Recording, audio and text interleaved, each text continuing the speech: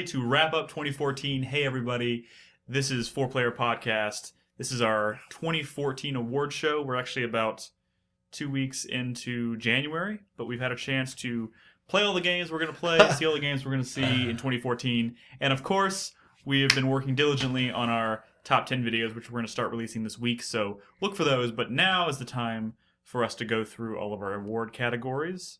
Brad, you said you look like you wanted to say something. Yeah, I wanted to say we are way better than all those other sites that like do their fucking awards at the beginning of December when they're like 10 hours in their Dragon Age. We like to wait for a reason. I feel like I've, how many of these lists didn't have fucking Talos Principle on it? Because, you know what I mean? Some of us didn't even get Talos Principle until the Christmas episode. That's what I'm saying. What I'm saying. Like, this has given us time to fully appreciate 2014 in an adequate amount of time. So sit and percolate and refine it. Yeah. In short, fuck Giant Bomb. Nah, I'm just kidding. Oh, man. Anyways, so what we're going to do this year, we're doing a few new things this year, but we're going to go around the circle. We have a list of about... Some. I don't even count. We have some categories. Do you want me to read off the categories? 18. No. We have 18 categories. Well, we usually started off that way anyways. Okay. I could just go down them real quick. Okay, faster. All right. Best looking game. With no explanations either. Best world/universe. Best new character. Best boss fight of the year. Best debut/new IP. Best storytelling. Best new gameplay experience. Best video game moment of the year. Best game no one played. Best game we played in 2014 from another year. Worst game that everybody played / overrated. Biggest gaming regret. Best multiplayer game. Biggest surprise. Biggest disappointment. The Asterisk Award, which I think might need some explanation, but we'll get to that when we get to that award. We'll do, so. And the number 11 award. Also during the breaks, we will be featuring a track from each of our favorite soundtracks of the year. Yeah, so there'll be 4 break. We're going to do a break every 4 awards, and during that break, we will play one track from each of our choices for best soundtrack of the year. So it should be fun. Let's get to it, guys. I think we decided before, so we don't do any X's like we did last week. We're going to start with Crispy. We did a coin flip backstage before the show. Exactly. So we're going to have Crispy start us off with best looking game of 2014, and we're going to do runner up. And then a winner. I know you have some... looking game. Wait, so we are doing runner-up and winner. Yep. Yes. Because my instinct is to do winner then runner-up. Your instinct's wrong. How Don't about... listen to your Wait, no, that's fine. I want to engender this discussion later, Crispy, but yes. Crispy, do your winner first. No. Just call it your runner-up. No, you can't do that. Fuck you. Okay, so best looking game 2014. And we're thinking it graphically or technically, depending on how you... or aesthetically, however you want to look, however you interpret it. Looking. Whatever. Just what do you think is the most striking game this year? Most visually striking game. So my runner-up in this weird backward system is the Banner Saga, because that art style was really, really cool. I mean, it's like all hand-drawn characters and then backgrounds and everything. It looks really neat. I love the view of like the caravan moving across the land with that giant banner trailing behind it. It just looked really, really cool. Very, very stimulating visuals. And my winner for best looking game for 2014 is Dragon Age Inquisition, because that game was pretty. It was very, very pretty. It was very pretty. And it was also good looking because I got to see Cassandra's titties. Wait, you did? Yeah. Whoa! If you do her romance, you see her stuff. Like, I love how that plays. So wait, did you not do complete a romance? I didn't have a romance. No. Oh, what? I didn't even get far enough to get a romance. Weren't you romancing Sarah? She didn't like me that much. So I got Sarah to like me enough that we had... You saw and boobs? I saw Sarah's and my own characters. Oh, fuck yeah! Wait, nipples and Fucking everything? yeah. Well, no, you don't see Vagtown or anything. No, but it's boobies. closed. Vagtown's closed for renovation. Yeah, boobies galore. Yeah, dude, I need to hit up YouTube. Dude, it's great. That's pretty good. It's pretty great. I need to play this game. Yeah. And let me tell you, it looked top notch. Anyway, Oh my How god. did Sarah look? Top shelf. Was Sarah top shelf? No, she was pretty good. Yeah. But the game, despite her face, but the game itself looked pretty good. No, the game, Except for some of those character animations occasionally. Yeah, there is one thing about Dragon Age that really started bothering me after a while, and I noticed it's in most BioWare games. It's wherever a character's done talking and they do that like head bob walk away thing. Everybody does it. They're like, "Well, I guess I'll talk to you later." I wish that would come across the audio. I can't unsee it. Games that have. Yeah, they aren't. It's not pre-rendered. Yeah, it's all they're just using the assets. Same animation. Then it kind of gets a little. And they've been using it for years. Hey guys, Anyway. I promise not to do terrible transitions if we keep it moving. Let's keep it moving. All right, keep it moving. Keep it moving. All right, best looking game. My runner-up is actually Far Cry 4. I had a lot of fun playing that game, and it just looked great. Game. Like I was actually really surprised how far the draw distance was in that game as Yeah. well. Were you 'Cause playing on PC or console? Oh, console? okay. I didn't play on PC this year.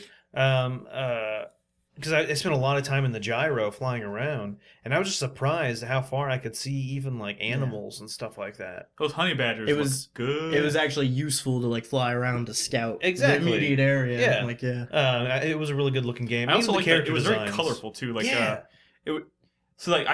Far Cry 3 was very colorful, but at the same time, like Far Cry 4, like the entire like all of a sudden you'll go into a cave and then they have like this very vibrant colored paint all over the walls, and like there's the scene with the you're in like the arena and there's all the animals and I think it definitely had a Beautiful more game. diverse palette than And then there's also the different areas. The whole Shangri-La stuff. The was going gorgeous. up to the Himalayas and stuff like that. There was a lot of diversity in there. Don't steal my best looking game. Okay, and then my winner for best looking What are you game doing? of 2014 he's gonna do it. is also Dragon Age. Ooh, Really? Yeah, it was a like- pretty game, dude. Maybe I haven't played enough. So of it. yeah, so that's the thing, Nick. Some of those later areas are just fucking breathtaking. I've literally only seen the hinterlands. So Dude, so yeah, when that's the you problem. That's like the problem. transition from the hinterlands to a new area that looks like- completely different, Like when you get to like the Storm Coast, Yeah. or what is the wastes or Not the what are what was one I'm thinking Hissing of? Wastes. Oh, Not the The Wastes. desert areas are Yeah, great. the desert the area. fallow mire, The fucking and, Emerald Greaves or whatever. Graves. Graves. There's a lot of good looking Greece. places in this game. A lot And of Pre-Dual. variety. Oh my God, that place is beautiful. The snowy area. Employee. There's like an ice covered lake. Oh my God. Yeah. Should have played that game. Yeah. Nick. It's a I Hey, it was a got pretty about good game. 10 hours into it, and that's any other game that would He be was considered too a- busy you got like playing- a tenth of the way. any through other that game that'd be considered. He was a too busy pretty playing good- Dragon Age Hinterlands. Yeah. Speaking of hinterlands, Hey, transition. my runner-up is Dragon Age Inquisition. Oh, Because, like I was saying, those vistas are breathtaking. And even though there might not be the most exciting content in those environments, one of the reasons they were so great to explore is because you round a corner and you see like a fucking like castle, or a keep like on top of some hill, like way off in the distance. That's another game I think that has really great. Fuck you, Crispy.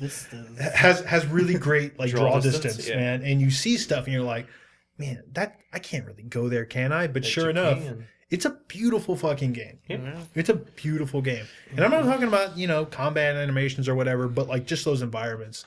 Absolutely breathtaking. I think that was the biggest step up for that series in terms of visuals or the vistas.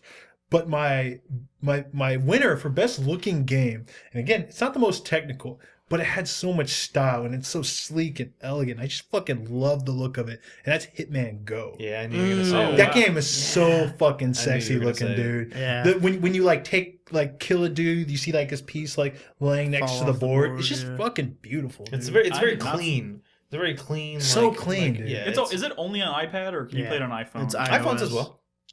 That game is just sexy, dude. Yeah. It has got so much style.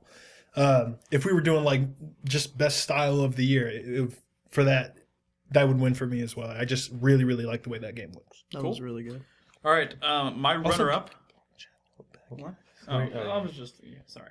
My runner-up this year is actually going to go to Metal Gear Solid Ground Zeroes. Nice. that's a beautiful One of the first chances we had to kind of get a glimpse of the Fox engine in action, and it's gorgeous.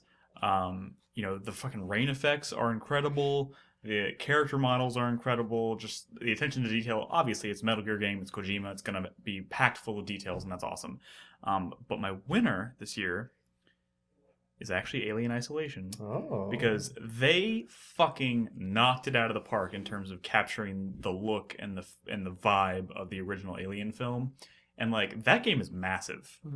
like a lot of people don't realize that, like, you can look at that game from a distance without actually playing it or seeing any significant chunk of it and think that's a pretty linear game. But that game is pretty. I mean, for the number of like corridors you're going down, it's pretty open. That is a huge map, and that game over the course of 20 hours never ceases to look incredible. And then there's like these really awesome set piece moments where things are exploding. You're fighting the average Joes, those android looking things, which are creepy as hell. And then of course the alien animation looks incredible, especially when he gets all up in your face and kills you. Like that stuff is just awesome. The lighting effects in that game, like when you're in a dark hallway and you're like using the flamethrower, and there's like those yellow siren lights going. The like, flamethrower in and of itself is just one of like, that's the stuff from when the you movie. use it, you're usually in pitch black, and like the moment you use it, like it lights up the entire room. It looks beautiful, but you're also kind of like temporarily blinding yourself because all you can see is fire, and like so when the fire dissipates, it's black again. You have to adjust, so you have no idea is the alien still in the room with you, and it's great. It's great. It's great. That's my winner. Cool. All right. Next category we have is best world or universe. Crispy? Are there any? Oh yeah, I did want to say honorable mention for what was the last one we just? I have an honorable mention for Banner Saga. I think that game looks great. Banner Saga. I'm gonna go ahead and throw out, since we're not honorable mentions. We don't need to go in any particular order. We'll just throw them out there because we're not going to talk about them. But like PT. Yeah, another Fox Engine Engine game. game. Look really good. It's fucking incredible. Yeah. So photorealistic shit. Metal Gear Solid 5 was one of my honorable mentions, or for Ground Zeroes. Yeah. But yeah, for the same reasons you listed, it is a really. It's a shame because like, oh my god, I'm just thinking about like it just gets me more excited for Phantom Pain. That small section was Oh. immaculate, which is awesome. Any other honorable mentions out there? I mean, Far Cry 4 is definitely up Dark there Souls for me. 2. Dark Souls. I think Talos Principle has a lot of style to it as well. Yeah, Dark Souls 2. Just in terms of like the visual design of locations, was really. So really cool. I didn't put it on there because I mean I guess you can interpret it however you want, but Dark Souls 2 is not the most aesthetically good looking game in terms of like graphic wise. I mean, it's not bad. No, I'm not saying it's bad because that's not its focus. Its focus isn't on looking good. Its focus is on giving you this giant world to explore. That next gen re-release. Speaking of worlds to explore, anyway, best looking world universe. Back to me. Back to me. Not best looking world. Best world / universe. That's what I said. Best world. Okay, universe. we'll go with that. Didn't I? Yeah, that can be in terms of lore. Shut up! Okay, so my runner-up for best world / universe was again the Banner Saga, because they actually put a lot of thought into the writing of creating the backstory of that world. The struggle between the humans and the Varls, and I mean, even when you go to the world map, every single item on there has like an entry that you can read about its history and about the lore of it. I thought that was really cool. They put a lot of effort that they maybe didn't need to into that sort of stuff, and I appreciate that. And then my winner for Best World Universe was Dark Souls 2. Because it's fucking Dark Souls, and they just do this wonderful job of coming up with just these ridiculously, like, monomythic fantasy settings. Going through, like the tombs. What are the tombs called? The underground... The tombs? Yeah, We'll the tombs. There's something like that, but they just have like these impossibly large statues, all like holding out these braziers of fire and this giant, like just impossibly large corridor, and it's all dark, and you finally light them, and they all like all the fires come to life, and it just looks fucking beautiful. There's the misty area with all the runes of like the aqueducts. There's just so many really like Hades Tower of Flame just looks so fucking cool. Like honestly, there's so many wonderful. I would have put that on my list had I played more. I only played like 11, 12 hours of it this year. Yeah.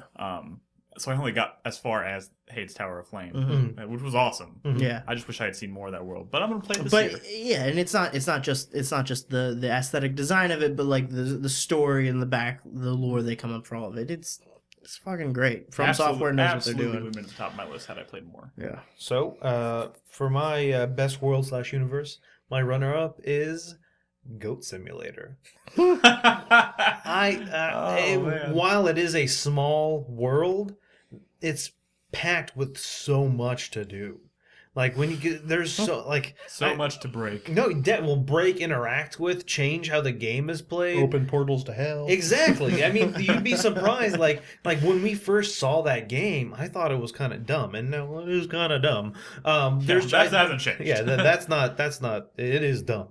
There's just, I mean, flying around, and then you have like a tennis ball launcher or baseball launcher on your body, and you're like, there's so much to do in this little like. What you think is just a tiny sandbox. There's a lot more in there than you think. Yeah. And then my winner is also Dark Souls 2.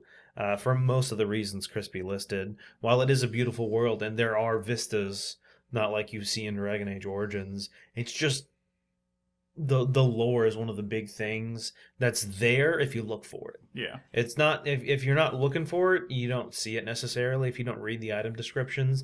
But then there's so much little things that, you know, a merchant will say in passing about a boss you recently fought that kind of just gives you insight onto that boss. Like if you don't look at all into the Lost Sinner, you'd probably think that's like a guy. Yeah. But it's not. It's a woman. And like it's those things you don't see. If it wasn't for that shopkeeper commenting on her breasts, Yeah. I would have never known. Not so much. But that world is so amazing. Yeah. And there's, like you saying, great. you know, from software, they create just this tremendous world that you can explore. And I was talking about the different areas and stuff in Far Cry 4 and in Dragon Age, but same thing in Dark Souls 2. There's so many different, like almost every time you walk through a door, you're in a new place. That has me really excited for Bloodborne because, like, we really haven't seen anything of that game yet. Everything we've seen is from, like, one area. Yeah. But we know it's from software. There's going to be Definitely. a lot. So It's going much to go a lot deeper under than the that. surface. Yeah. Potential's super high there. Well, my runner-up for best world/universe is frustrating because this is a game that I haven't talked about with you guys because we haven't done a regular podcast in 2 weeks. Yep.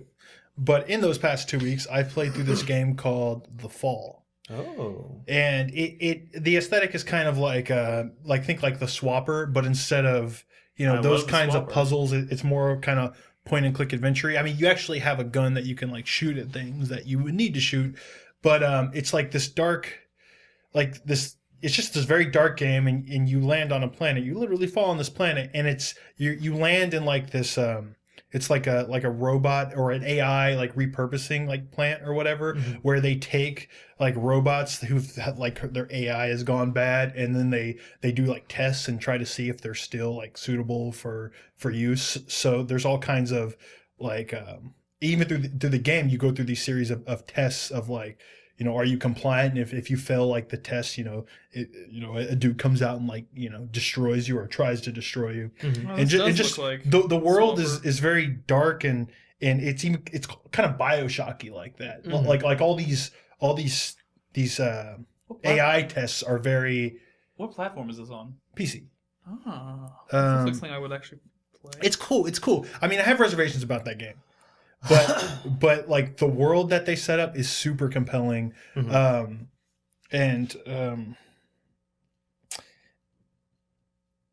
tell you a little bit more about it later, but it's definitely a world that, so it's kind of like the first episode of a game that is supposedly becoming episodic, but it definitely makes me want to see more of that world.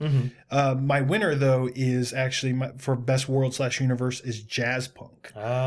Just because I never got around to playing. That was really good. Jazzpunk is just a world of like, you know, Monty Python and like airplane jokes. Like the whole world is just like this weird, like slapstick humor and like physical comedy, but it's all like has this guise of like kind of like old timey spy themed, Yeah. you know, world, but with just like crazy slapstick jokes and it's just so well done. You literally want to explore every inch of it because you don't want to miss any, you know, gag or anything in that world. Yeah. And it's fun to explore because of that. And it's got this really cohesive sense of humor and it works. You know, I could see I've seen other games that have tried to be funny, you know, where they just don't quite pull it off. And this game, it just works so well.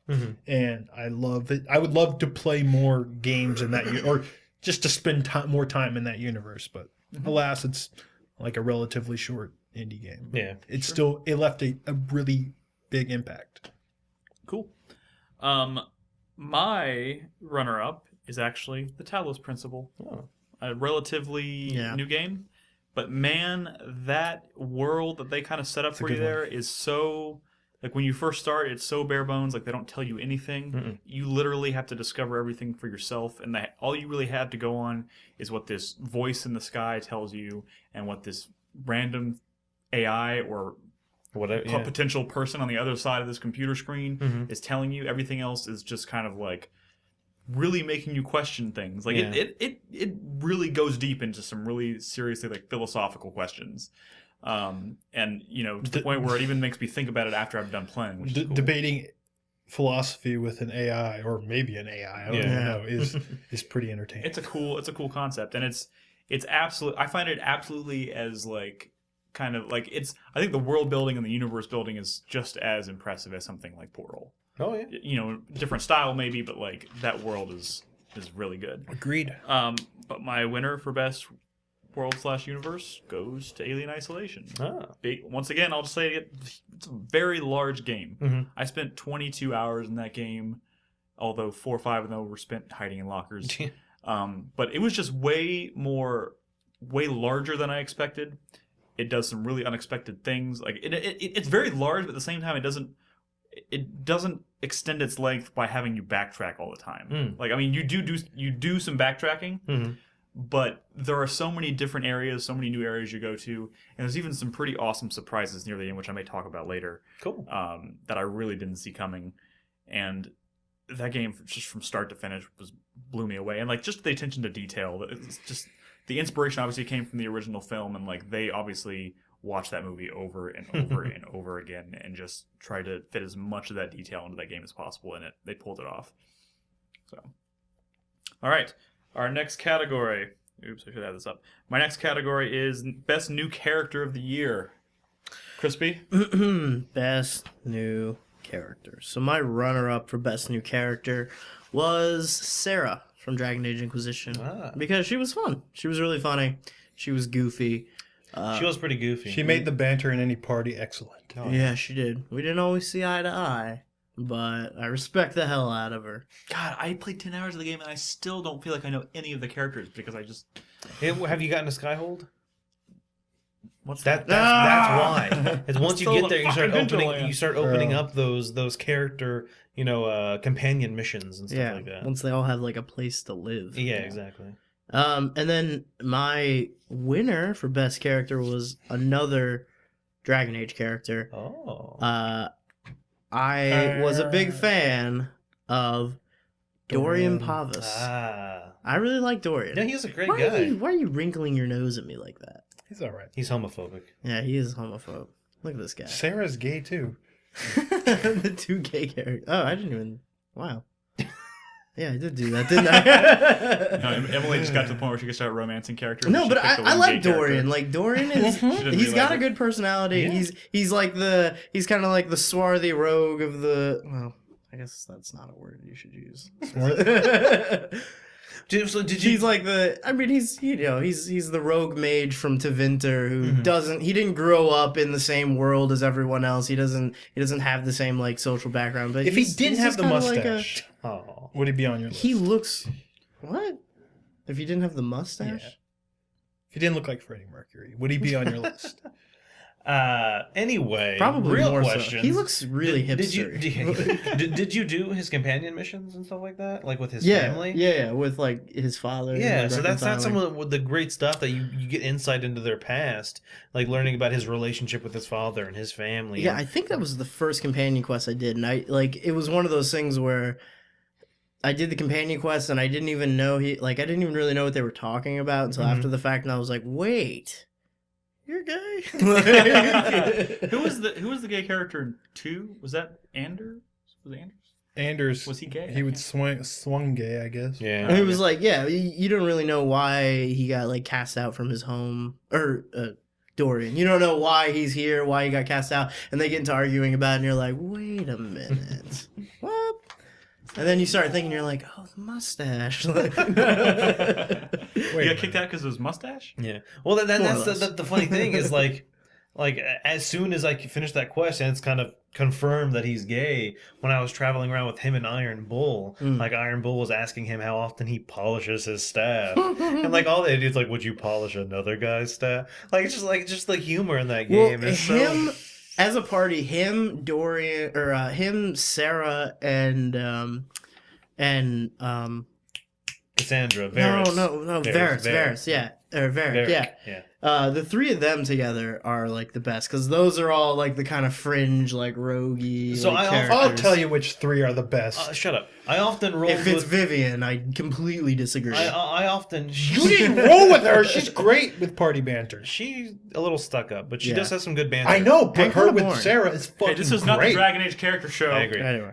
Well, it So kind of is. similar to what you were saying, I actually often rolled with Dorian, Sarah, and Iron Bull, Mm-hmm. and that got some good. That's a little banter more going on. balanced, like kind of Yeah. class. Yeah. Maybe if you weren't such a stupid, overpowered knight enchanter, you would have had use for Vivian. All right, was that your winner? Right? Oh, this is Yeah, that was my one. Okay. That was my one. So my runner-up for best new character is actually going to be Pagan Min. I'm sure a lot of people like that character, and I almost didn't want to. Like, you know, just kind of going into it and like, oh, this is another Boss. boss Yeah. situation, and oh, it's Troy Baker, Evil, and blah, crazy blah, blah. guy. Exactly. Yeah. But it was so well done. But he did it. Yeah. It was so. He was a fucking- hell of a lot more convincing than Voss was. yeah, and just. You see him few and far between. Mhm. In all honesty, by the time the game's Kinda like over, Boss. yeah, but you actually do have interactions with him over like the radio. He'll call you and stuff like that, and just like every line of his dialogue from him, I thought was fantastic. Was well done. And then my winner for best new character, it's I don't want to say it's like cheating, but it's kind of like Cheating? yeah. It is 3 characters from Dragon Age. No, it's Ellie and Riley. It's that You that son that of a relationship is that You it's that, son of a bitch. You just pulled a Brad. You have no right. it's Right. it's that relationship between the two because you heard about Riley playing The Last of Us, and then you kind of knew Ellie, but then them interacting with each other and exploring that mall and doing all and telling the jokes and going and all that stuff just like made those characters feel so real. I wonder which came first, the character, because I know they talked about Riley a little bit in Last of Us proper, but like, did they know they were gonna like flesh that out as much as they did when they first Maybe. came up with? I don't know. mentioned That's a it? good question. I'm always can curious as to imagine. what came first, the character or the DLC that unfolded after Mhm. they introduced it. Good question. Anyways, Brad? My runner-up is not Riley. Although she is probably like the greatest date ever. God damn it. My runner-up is Giorgio Manos, the cab driver from Roundabout. She doesn't say a fucking word. In fact, she doesn't make any sounds in that entire game. In fact, all she ever does is look into the back seat to react to the crazy people she's toting around. Mm-hmm. Y'all know what a Roundabout is, right? It's the spinning limo Yeah. game. yeah. Yeah. And there's FMV in the game. Like every time you pick someone up, like crazy taxi style, there's an FMV scene of the person in the back seat. And every time they say, she reacts by just looking in the back seat and making a face. And it's so stupid. It's so stupid. But by the end, it's like, it's just very endearing. I can't describe it. It's a character that all she does is make faces, but she's awesome. She's fucking awesome. She makes the best reactions of anybody of 2014. Facial reactions. It's not Riley. My runner-up's not Riley. Okay. My winner is for a character, again, a game that I played in the last couple of weeks. My favorite character of the year is ARID, Arid. So The Fall is about the Fall is a person, like I guess falling from space or whatever. You wake up on this planet and you start walking around and you realize that the person in the suit is incapacitated and is in critical condition, and you're playing as the AI of the suit, and she has a voice. I mean, and her goal as this AI is to seek medical condition for the person in the suit. Medical attention. And medical attention. and that is the driving force of the game. It's this AI who's trying to get around these protocols with loopholes because there's only so many things she's allowed to do as the AI for this suit. Yeah. And the story is kind of about how she is getting, I told you the world is set up with like all these, she lands in this facility for like kind of shitty AI or rogue AI or these robots gone bad. And she's trying to get to the place where she could, like the medical bay or whatever, right? But she has to pass these tests that prove that she is like, a non-fucked up AI, but these tests are like impossible. And she has to find like these loopholes to pass these tests. And like, the AI that's like, watching her is like, what are you doing? Like, this is fucked up. Like, this is not cool what you're doing. And she's like, I know this is fucked up as me, this AI or whatever, but I have to go through these loopholes to save my, passenger, and that's my primary goal here. So you start to see the AI taking these risks, because have you ever played Metroid Prime Other M? Yes. So Samus has all these abilities, but she can't use them because some guy has to like give her permission to do it. So all the functions of like this AI, this suit, are locked down. Like using a gun, the AI does not have permission to like allow this suit to like pick up a gun. So what she does is she forces the suit, this body, this incapacitated body, into these dangerous situations for the suit to give her permission to do things that she doesn't have access to. And it's just like this really, it's this really interesting character. And man, it ends with such a great moment and a great twist. But I'm not going to spoil it. I might actually play this game. This sounds pretty cool. It's cool. It's cool. I do have one serious problem with it, and that's kind of the gameplay. But like I said, the world in this character, Arid, is super fucking interesting. And she's my favorite character of the year. Cool. My runner-up, like Nolan, is also Pagan Men. I think dramatically underused. Yeah. Sadly, they could only pay Troy Baker so much. Yeah. But man, that he deserved to be on screen far more than he was. He knocked that character out of the park in ways that they just kind of fell flat on with Voss. Voss was a character that was, I think, very much peaked his potential, like in the trailers, the game, and like they didn't take him in a good direction, I don't think. But Pagan Men from start to finish is just masterful to watch on screen. I love it. But my winner for new character of 2014 actually goes. Why am I? Is it? It's complete. Wait, you have a guess? Is it the alien? No, it's not the alien. It's the flamethrower from Alien. It's not the alien. I just thought it was going to be like Return of the King, where they win every award. It's actually a character from a game. It's funny you mentioned that. It's actually from Middle Earth. Oh, wow. Wait. Ratbag. Ratbag. Fucking Ratbag. Ratbag was so good. Yeah, he was. He was a bit of a ratbag, though. A little bit. What's the problem with that? No, nothing. Because that character was. First of all, I kind of want to start off by saying I looked back at all the games that I played this year, and there weren't a whole lot of highlights to me as far as characters. I think it was kind of a poor year as far as characters go, at least based on the games that I played. You didn't like Aiden?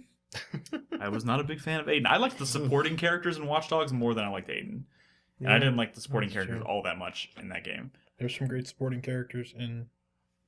There were a lot of. Am I interrupting? I'm sorry. There were a lot of really great supporting characters. In fact, I was also thinking about Riley and. Are we doing honorable mentions?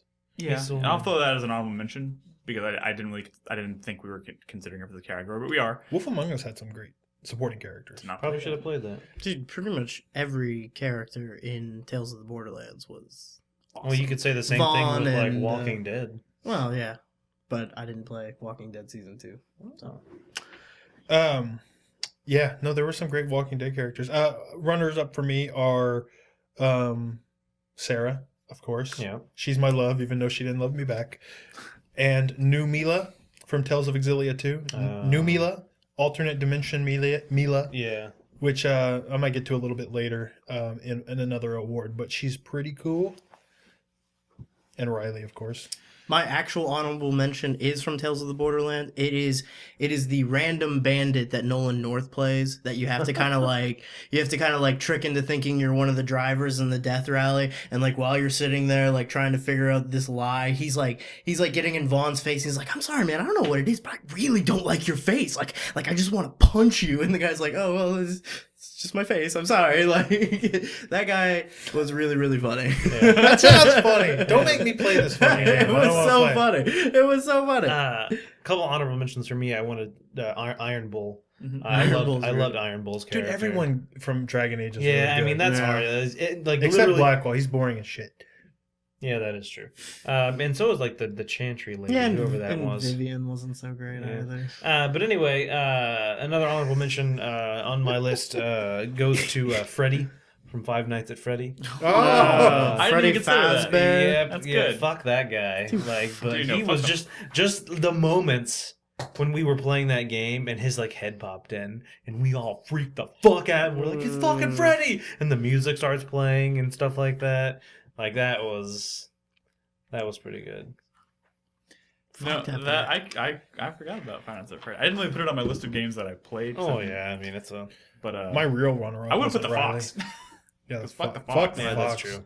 Just that moment where you click on there and you see him bolting down the hallway. Kind of just fuck all of them. Yeah. But Sure. Yeah. All right. So our next category. This is the last category for this segment. Is actually going to be best boss fight. best boss fight. All right. Crispy's ready for this one. So my runner-up for best boss If you fight still might, I will kill you. was the Lost Sinner. I might have. That sounds like a Dark Souls fight. No, yeah, the Lost Sinner was one of the earlier Dark Souls boss. Again, that was the one that Nolan was talking about earlier. That is actually a woman, but you don't realize that until you get her equipment later.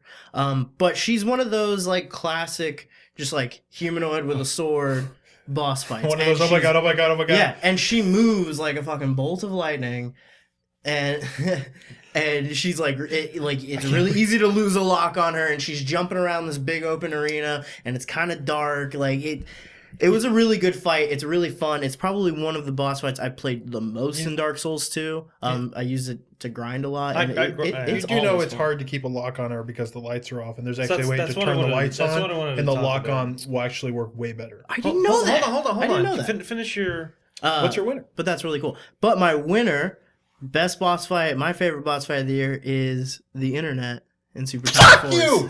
Yeah, because that boss fight's amazing. Wait, what? It's so good. Yeah, you go into the internet and you're fighting The internet. the internet. Like your basically. various You're web falling pages, like through- Dragon Fantasy, and Yeah. then an ASCII dragon And will it's fly like in. these. It's like these old your- like. Yes, it's my It's winner. like the old like It's so good. 2000s like internet pages with frames, and you're falling through the internet, and like it's so fucking It's so ridiculous. good. It's amazing. It's so good. It's so good. That whole game is so good. My best boss fight was definitely going to be through that game, from that game, but it was There's other kind of a great boss toss up. fights. Yeah, it was kind of a big toss up there. So my runner-up for best boss fight was also the Lost Sinner. I really enjoyed that fight. Like Crispy, I did grind on it a little while to get some souls. But yeah, so I didn't realize I did the the Lost Bastille or whatever. I got Saltford or something like that. I had gotten a key before I went down there because I would gone down there at first, and I kind of realized there was a boss fight coming up, and there was a locked door, and I was like, let me kind of look around for a key because maybe there's something in this room or something. And so I found the key. I went back, and it was just like a cell, and in that jail cell there wasn't much. But then I realized when I got to the fight, there were these two locked doors on either side. Yeah. And if you go in them, you can light a torch. Or in this, so what happens at the beginning of the Lost Sinner fight is she like whips her sword and all the lights go out in the room, which severely limits the range that your lock on works.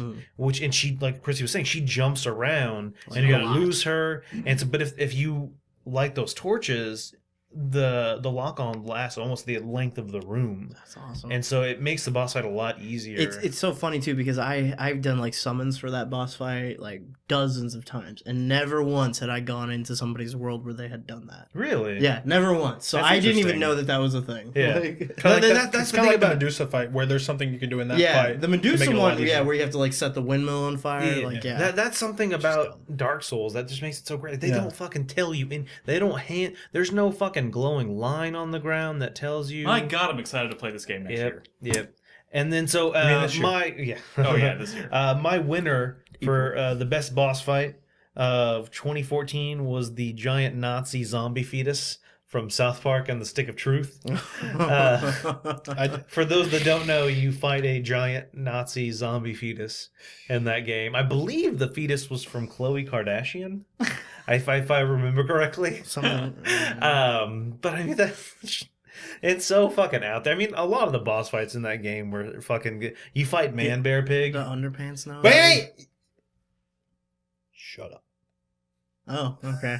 So we know Brad's. So, but anyway, that was my best boss fight of 2014. Was the It's okay. It's an honorable mention, anyways. That was a really good fight. You're dodging balls in that fight. Yeah, it's amazing. But no, my runner-up is. I think this is a game that had a lot of really strong boss fights. But I think my favorite boss fight from The Evil Within was at not the very end, because that boss fucking was stupid. you didn't like flying. You didn't like flying on the car with the turret shooting the boss. I think you're about to ruin my runner-up, but hey, go No, ahead. not necessarily.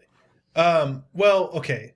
So safe head is cool, but fighting two safe heads God damn it! in a very enclosed space was just so fucking tense, dude. That it was crazy. That boss fight was awesome. Oh my God! And it was so intense, dude, and tough and scary because, again, you have a very limited view and you never know when they're like a lot closer. And you really do have to get to a point where you have to start keeping track of where they both are and which passageways are coming down, and then start setting traps for them and stuff. See, that's what I did is as I would run through and I would lock the gate, and then I know they'd be coming down that hallway and I'd start setting traps for them. Yeah. But sometimes my timing would be off and I'd be like, all right, let's go set some traps. And like, oh God, they're right behind me. He turns around and open the gate. Yeah. That was such a cool fucking boss fight for that. And I think there was a lot of cool boss fights in that game. Yeah. But that one was what stood out for me the most. And of course, my winner is the 90s internet from Super Time Force. That's another game where I could probably list 5 bosses worthy of this list from that game, just because the mechanics in that game for boss fights specifically is a lot different than just your average gameplay. And you're setting up versions of because the problem with bosses is you're very time limited. Mm-hmm. And the only way you can actually get through that boss in that 60 seconds you're allotted is to set like attack patterns. Usually like the boss has multiple like glowing bits or something. Yeah. So you got to rewind time and set different guys in different positions so you can get his health down a lot quicker to trigger like the next phase of the boss fight. And by the time you get done with the boss fight, again, it's one of the best things in that game. The fucking replay to see all of your guys fighting this boss is just so fucking cool, dude. Yeah. So fucking cool. That game is amazing. But the 90s internet, dude, you're fighting like ASCII art babies that are running towards you on like on like a crawling birth around the website or whatever. screen and Yeah. It's so cool. This is one of those fights that you just gotta see because it's oh, hard to imagine. It's crazy. Yeah. It's cool. It's cool. And there's a lot of great boss fights. All right. My runner-up is also the dual safe head fight because damn, that was exciting. Cool. It was tense. It was one of the scariest moments of that game for me, especially when I realized what was happening. When you see safe head, you're like, oh, okay, safe head. I can do this. And again. then you see the other one start to rise off the ground. And you're like, wait, And then I instantly remember I did a mental inventory of how much ammo I had in hand. I don't even think I had any ammo left for any of my guns when I finished that fight. I think I ended up winning with a melee blow or something like that. It was rough. Hey, I'll say this: it's way more exciting, way better mechanics than the dual pyramid head at the end of Silent Hill 2. Well, that's because which was just bad. Sure, but then again, that was a mistake on their part because the combat in that game has never been super solid. Yeah. But my winner this year actually goes to the first fight with the Lumen Sage in Bayonetta 2. Oh. That fight, when you're in the circular little area, in the courtyard or whatever, where she first walks up to him. That is probably the best fight in the game. It has one of my favorite cutscenes of the entire game. That opening choreography where they start fighting is fucking incredible. But then as soon as the fight starts, like, my God, that was like the closest thing I've ever seen to like feeling like I was part of like one of those like epic battles and like, I don't know, this sounds lame, but Dragon Ball Z, where they're just like two super powerful beings going at each other and just like you can't even tell what's going on half the time, but you know you're dodging because you're activating which time and like all this crazy stuff. And then of course it has layers, so you go to the next one and all of a sudden you're fighting in the foreground as your two like hair your hair demon is fighting his hair demon or whatever it is in the background, but it's interacting with you in the foreground. And then in the next layer, you're actually controlling the hair demon. You're fucking punching That's him a pretty in the good face. fight. Like, oh my god, it was so epic. It was incredible.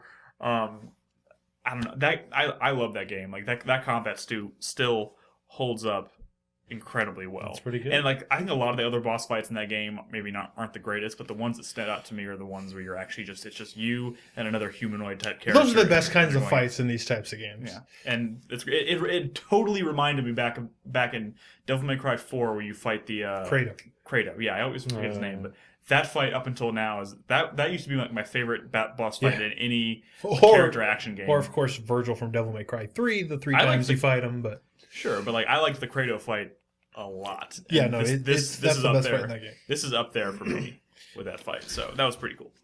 I'll give an honorable mention to. I didn't put this on my list because I think it's kind of cheating, but the Alien Isolation. That whole game was like a boss fight. Because that entire game, you have to be aware of what's going on around you and hope to God you don't slip up and die. I have an honorable mention to another boss fight you fight a couple times in an Evil Within. That's Laura. Laura is the name of that. Laura, the blood with all the arms, the lady with the long claws. Just because that probably would have so made fucking tense. That probably would have made my list had it not been totally spoiled for me. Like the first time you meet her was spoiled for me because they put it all over the fucking trailers. Yeah. Also, like that moment where you're walking down the hall and she just bursts out of the ground. I didn't see it coming. Though. See, I didn't see that coming. I saw it in a trailer and I was like, "Well, I recognize this room." As soon as I walked through this door, I'm pretty sure this. But personally, I didn't. I had seen the trailers, but I didn't, and I just saw like a little jar of goo, and I was like, "Oh, a goo jar," and I ran up to grab it. And she fucking just pops up right there. All right. Too much honorable mention details. Yeah, but I also really liked the Propeller Knight from Shovel Knight. He's the one that would blow you up into the air. Yeah, if you tried to. Yeah. I wanted to mention. I already said a couple, but yeah. So South Park fights when you fight Al Gore dressed up as Man Bear Pig. That's it's the Underpants Warlock, by the way, is the one that you fight when you're dodging balls. So you do fight a bunch of Underpants gnomes, but then you fight an Underpants Warlock. In which, yes, you're dodging balls and he's dodging your dad's balls, your boobs, like your mom's boobs yeah. and stuff like that. Yeah, so that's boss fight where you're on your parents, while they're having sex. Yeah. That's pretty awesome. Yeah, it is. It's and there's probably some other ones that I can't think of off the top of my head. All right, well, here's what we're gonna do. That's the end of the first four categories. So we're gonna take a break in a second, but during the break, we're gonna play a sample from Brad's soundtrack of the year, which is. My soundtrack of the year is Shovel Knight. And it was actually a very close run against Shantae and the Pirate's Curse. They're both soundtracks by Jake Kaufman. Yeah. But, I mean, it was just a toss-up for me. But I really love the music and soundtrack. I guess my honorable mention would go to Transistor. It's the one thing I truly loved about that game. And maybe my favorite track of the year is from Transistor. But my favorite soundtrack of the year overall is Shovel Knight, and here is, during the break, a sample. Cool. Well, don't go anywhere, guys. We'll be back in just a moment after the track plays, and we're going to continue with our next category, our next set of four categories. Our next category is Best Debut or New IP. So stick with us. We'll be back in just a second.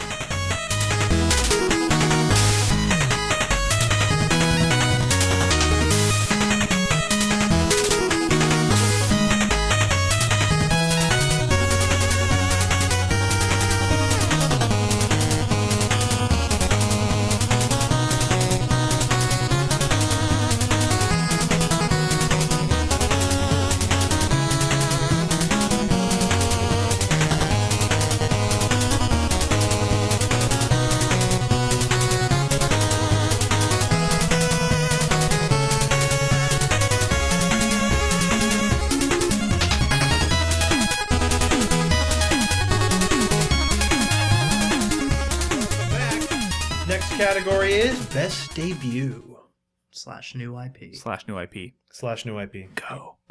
All right, my runner-up for Best Debut / New IP was Middle-earth: Shadow of Mordor, because that game surprised the shit out of me and it was a lot of fun.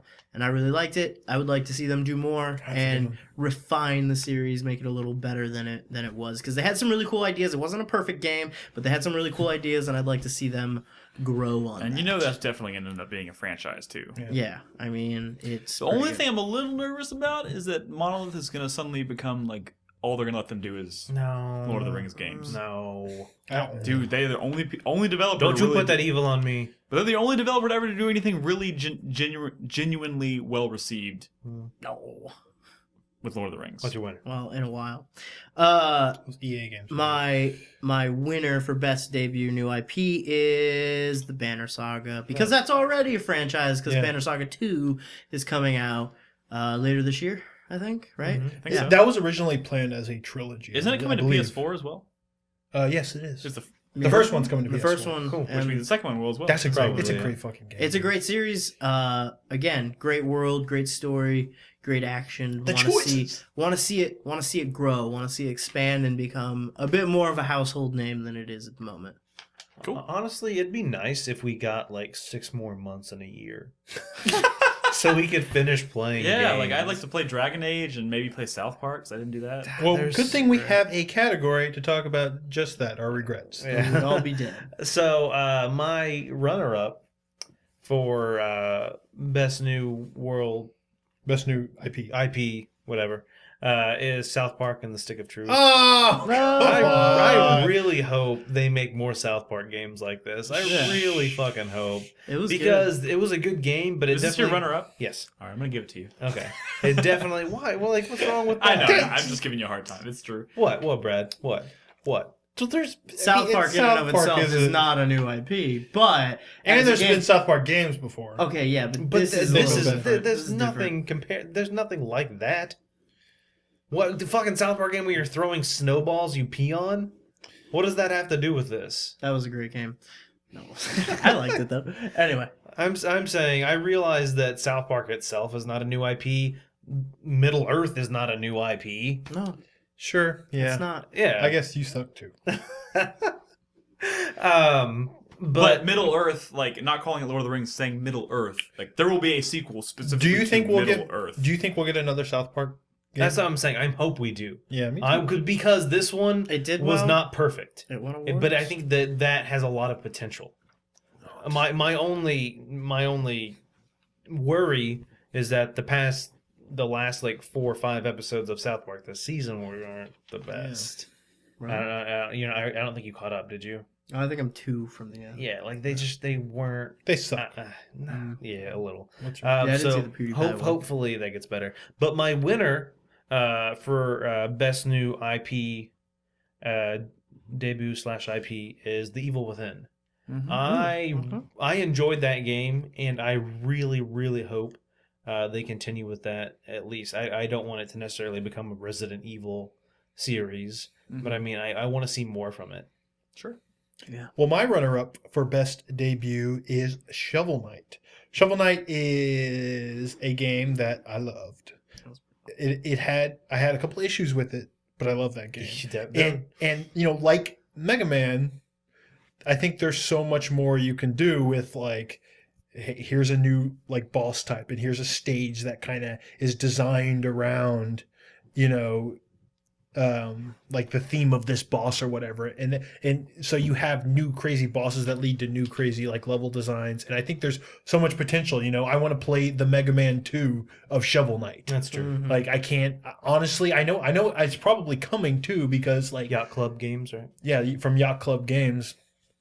But I think I think that game was way better than it had any right to be. I mean, you see a lot of these games that are like retro throwbacks, but very few are really kind of as potent as Shovel Knight was for me. Mhm. My winner is The Evil Within because this is a game that had some issues. Yeah. Issues that the game probably is not going to have second time around, but I think there is a lot of potential there. There's potential for The Evil Within to be the Resident Evil series that we may never get again. That's true. Like I would rather have another Evil Within game than another Resident Evil. There's game. another Resident Evil in the style they've been doing. Correct. That's Yeah. it. So this game was relatively successful, I think, maybe for Bethesda. I don't know how much money they put into it, but I mean, the biggest issue was technical. It was yeah, all like it's technical. Yeah, and hopefully with more time with the newer software, and they can fix those issues. It happens on sequel. Like think about going from Mass Effect 1 to Mass Effect 2. Mhm. Just Mass Effect 1 was a fucking disaster in terms of like technical issues. It had frame rate issues all over the place. The gun combat was really wonky. But then they said, you know what? we're gonna fix all that. And second time around, they cleaned up so much of that, and it actually became a pretty fun shooter to play. And then But, 3 like, was poopy. Yeah, and then 3 was lame. But I can see them really doing that with Evil Within, and I kind of can't wait. I was actually really worried that this game might really bomb and we might never see anything more from this team in this series. But I'm optimistic that we might actually see a follow up, and I think this was a great start to it. Good. My runner-up is actually, I'm gonna get a lot for this. Watch Dogs. I think has a lot of potential as a franchise. They're gonna milk the shit out of it. But if you look at its core concept, which is manipulating technology in the environment, by hacking it and doing whatever. I know it's out there in terms of like realism, but like you can't deny how fun some of that shit was. Like it was a lot of fun, and like being able to cause blackouts and just the fucking car chases were a hell of a lot of fun.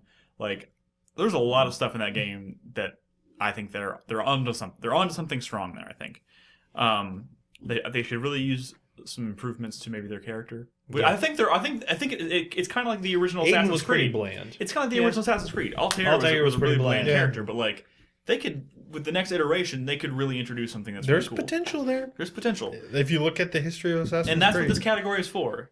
Yeah. Potential. Yeah. But my winner actually goes to the Evil Within as well, and that's a fucking miracle because for the first half of that game, I was so pissed at that game, so pissed. But the things Everyone you were knows. pissed at is Mostly technical. the kind of Mostly stuff that we're probably not going to see. And in I'm a really sequel. hoping, I'm very, very, very much hoping that when the next one comes out, I'm hoping it does, but when the next one comes out, that it doesn't run like shit off the, like, It won't. fucking release that, like, the game wasn't really complete. Yeah. In a lot of The sense, next but- one won't be like that. But, like, the camera needs to get, tweaked a little bit, but like Brad said, that absolutely has the potential to be everything that I miss about Resident Evil, pretty much Resident Evil 4, which I think is like a perfect blend of like Resident Evil proper and an action game, and that's really exciting. But then they just got way off track there with the last couple of games. And Honorable mentions?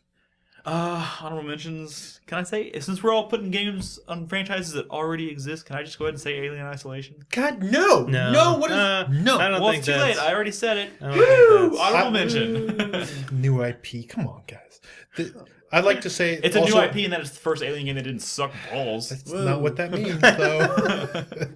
I mean, you're right. You're right, but, Also, you're not right. Alien on the DS was cool, and Alien 3 was all right. Alien vs. Predator.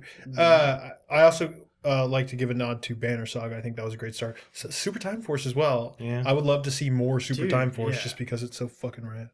Super Time Force. All right. Well, our next category is best storytelling.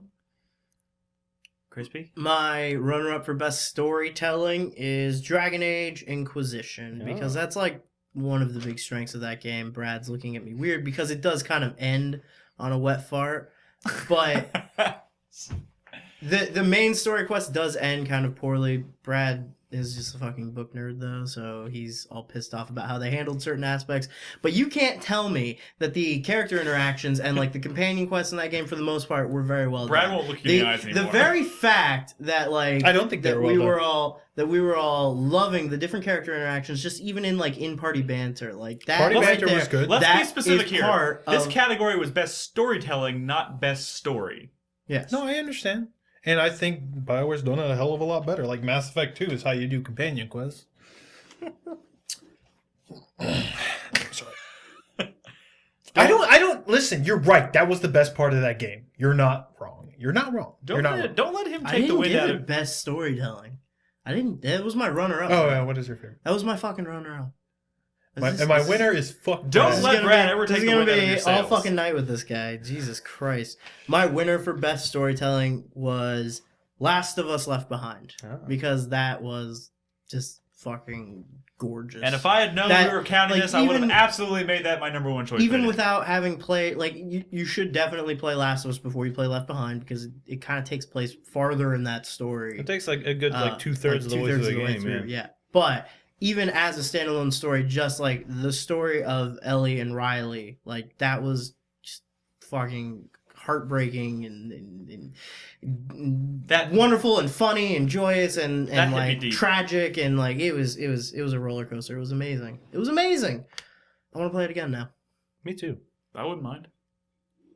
Nolan, What's up? what's your runner-up? My runner-up is Left Behind. Brad making fucking noises and faces. All the things Crispy said. They took a great character, Ellie, and made her better. I mean, just her past, the things she went through that you had just heard mention of, but actually going through those experiences, or I guess that experience, it takes place in like 2 days, I guess. I'm also very glad they did this without having to make a sequel starring Yeah. Ellie. It wasn't. That wouldn't have Yeah. been necessary. Like this DLC, this kind of standalone story, this continuation, or looking back into her past was all they needed for this character. I think it was perfect. And I mean, just the whole video game scene. Oh, That's so fucking the water gun good. fight. Yeah, Hey, we're gonna do best moments of the year pretty soon. So it was great. But my winner for best storytelling, I have to give it to The Walking Dead season 2. I mean, it's one of those situations where you don't actually control what happens, but it gives you that feeling of it, and just those story beats every fucking episode with the shit that happens. You don't see it coming, but then when it happens hard. Yeah. And that was just a fucking excellent game, and I'll talk about it more at another point, but like chat was so wrong saying that I'm wrong. yeah, it's hard to play a Telltale game sometimes with people Because watching. they're like, you made the wrong choice. And I'm like, no, I fucking didn't. I made my choice. Exactly. And I'm right because it's what I wanted. Yep. It's my story. Exactly. Which is a very Kingdom Heartsy line, I think, but hey, whatever. Anyway, Brett? I'll forgive you. God, I hate you people. My runner-up is the Banner Saga, because Yeah. not only is the world really great, and I think there's some really memorable characters, but it's the way Banner Saga delivers its story, and your control over what happens in that story is really powerful. Mhm. And you're constantly making these life and death decisions, and like people that you've been using in battle for like hours will just fucking die, like in just horrible kind of like realistic ways, like not even in grand ways. Like the story starts off with like the main character just at the end of a battle, it's like, oh, he took a mortal wound and he's dead now. Like that's the kind of tone of the story in this world, and I think they do a really good job of just kind of keeping that sense of desperation going.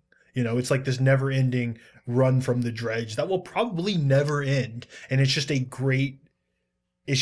that's just a perfect way to deliver this Oregon Trail style adventure.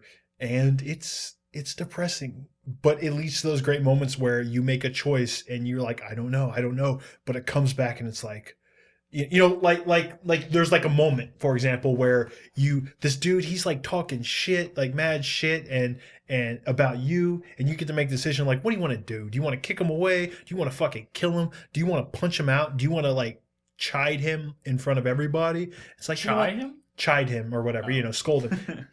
And it's like, I'm gonna punch this dude out. I'm gonna punch this fucking dude out. And this is just a random dude who doesn't have a face. It's just like a story moment.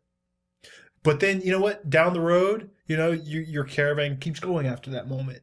He comes up to you and he's like, you're right, I was wrong, but I really respect what you did. Boom, he's a fucking party member. That was a really loud snap. Wait, the guy who you kind of have to put in his place. Yeah. And he's like, I'm sorry. Yeah. That didn't have to right happen. after that happened. The very next thing that happened was a dredge attack, and that guy died. And I never got him as a party member. And it was like this whole thing. It was this whole thing where it's like you see that guy laying dead in the battlefield, and you're like, I don't know why, but that really hurts more than it should. It's really fucking good. It's really fucking good. But my winner is of course Left Behind, dude. Yeah. It's so like I really love The Last of Us. It made my top 5 last year.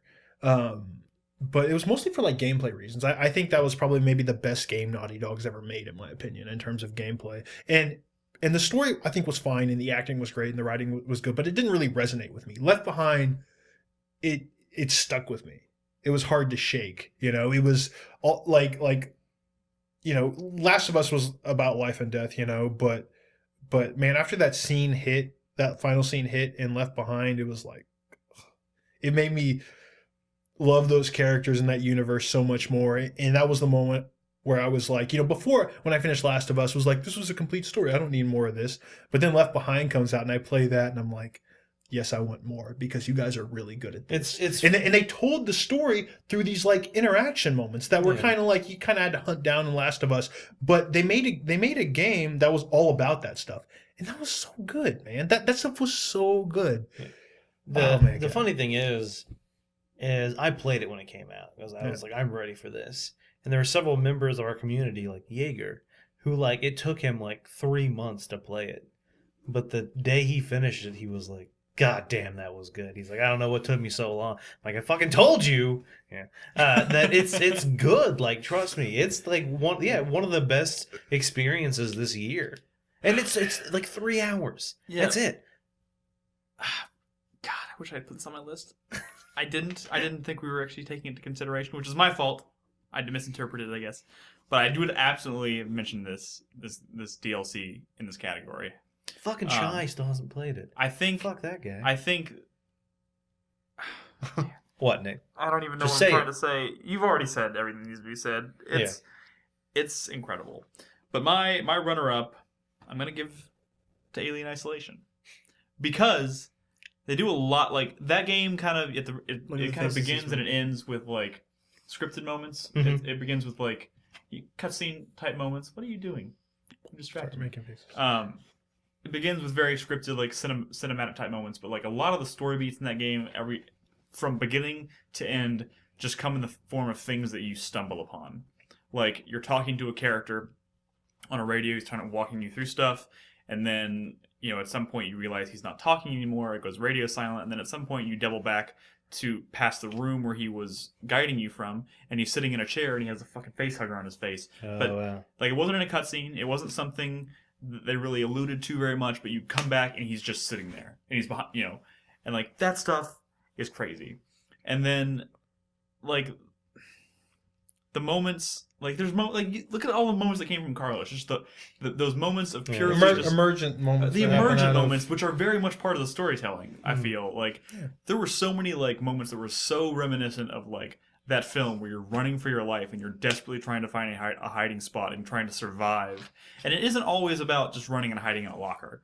So a lot of times it's about running and hiding under a desk, or hiding in a short little cabin, or an air vent, or an air vent, or trying to desperately find additional fuel tanks for your flamethrower before he catches you, and then turning around at the last fucking second and spraying the fire. But the crazy thing is, when you spray the fire, by the time it dissipates, all you have time to see is like his tail going around a corner like he's running, or going into a vent, and you're just like, you can breathe again. Yeah. And like, those moments are so very integral to the storytelling, I thought, which was awesome.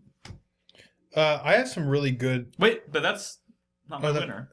My winner is the Talos Principle, because Jesus Christ, that game is deep. Dude, the only reason that didn't make my list is because I have to see how that story can go. I do too. Yeah. I do too. That's the only reason it didn't make my list, because you're right. Like, that's the way that story is told is super. And to be fair, maybe I should swap them because I haven't finished it yet either. Yeah. I'm not far enough to know. But Jesus Christ, man, that game.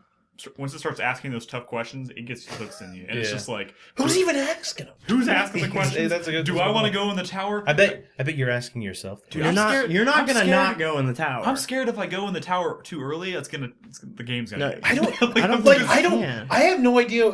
One of the reasons I didn't put this on my list is because, like, am I dictating like how this story plays out based on the choices I'm making? Because it seems like the conversations I'm having with this.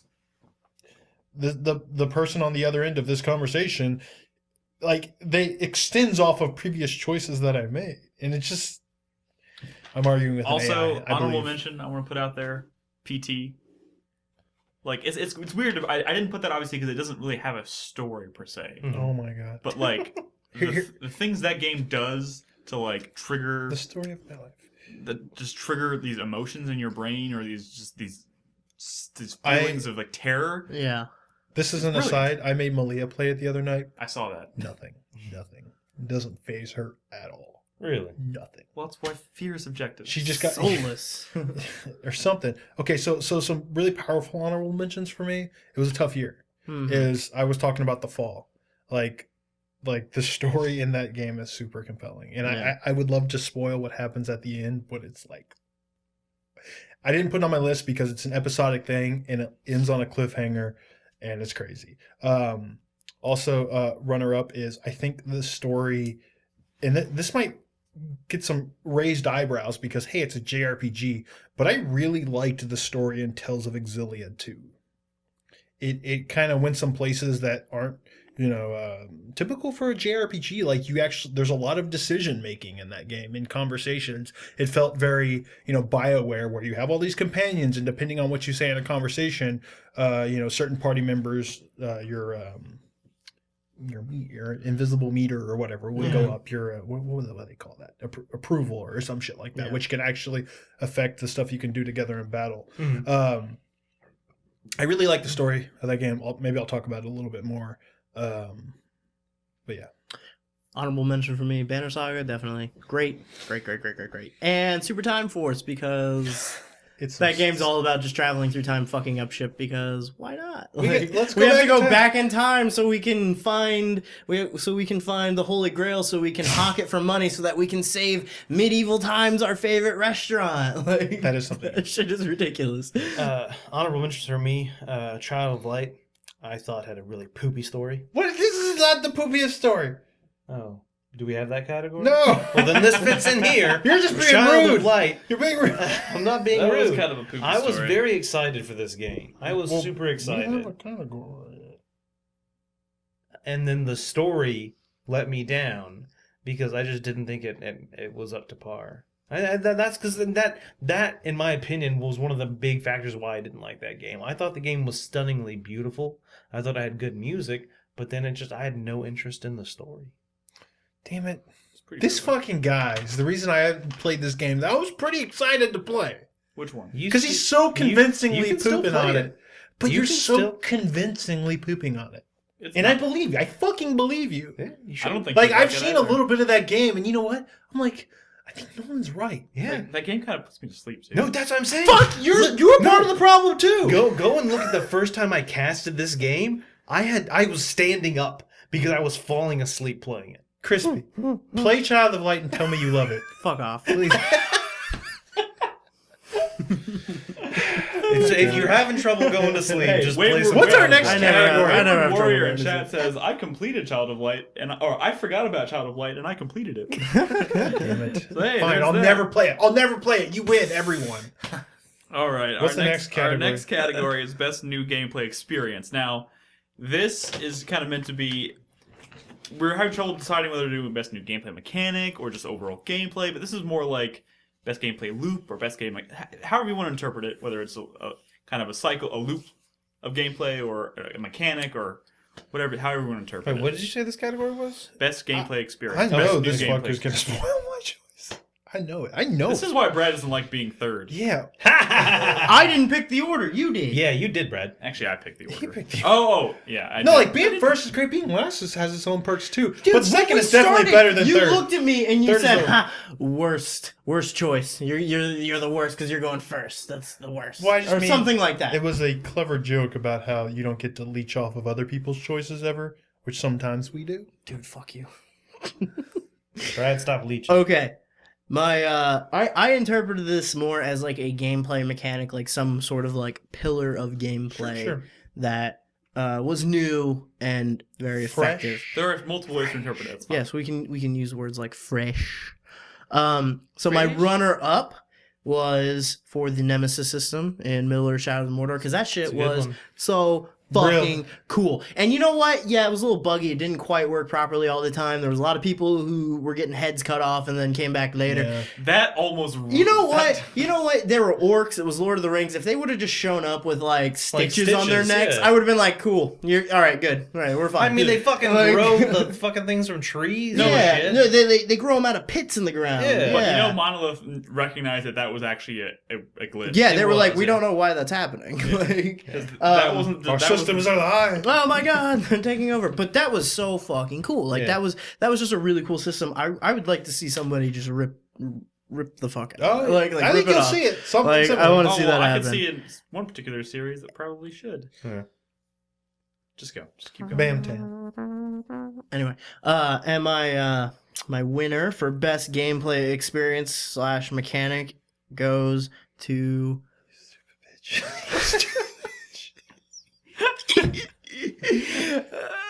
the rewind mechanic in Super Time Force, because that is what that whole game is about. Feel the burn. They give you Brad. 60 seconds to get through a whole level and fight a boss, and you just got to make it work with time travel. And you have like 30 rewinds to do it, and it's just fucking amazing, and I love it. And it's brilliant. as far as like, you know, games that have had rewind mechanics before, you think things like Braid or like Prince of Persia, like it's always just like a clever little like redo, like, oh, I fucked that up, let me redo it, kind of like a Trials or something, you know. But in this, it has impact because everything you do gets saved, and every time you rewind, it's all persistent. So by the end of it, you've got 30 different characters that you played doing everything that you did in unison. It's just a fucking huge clusterfuck, and it's so much fun, and I fucking love it. You should add though, because both me and Chris, we kind of went back to play the Ultra version on Steam, and I know there's some people believe that there's not much depth to this system, to this rewind system, but there's a set of all these like 50 like challenge stages where you have to really perfect like your usage of those mechanics. They'll give you in like very clever ways, like puzzle rooms. They'll give you like 2 rewinds to catch like 3 different glorbs Yeah. that they're gonna, and they're all in like timers, so you can see like all these different launchers have like a countdown of like 5 seconds, and you just have to have somebody ready to catch each and every one of them. Cool. And it's such a mind fuck. It's amazing. Noli, What's up? what's your runner-up? My runner-up for Blessed best gameplay experience. Blessed gameplay experience. Exactly. Is hold on, my list isn't loading quickly. Remembering. This is why old people like me use paper. You are an old person. We are young and modern. Yep. And sometimes modern is slow and. I'm cool. Perhaps Brad should go next. No, I'm like, We could I'm do like, that how can just I? for this I'm like, category. how can I not remember it? I just looked at it 20 seconds ago, and it's just one of those things where, oh yeah, it's Hitman Go. The whole like board game mechanic behind it, the movement, you know, every the mechanics are the same in each level. If you move in front of an enemy, they're gonna swipe towards you.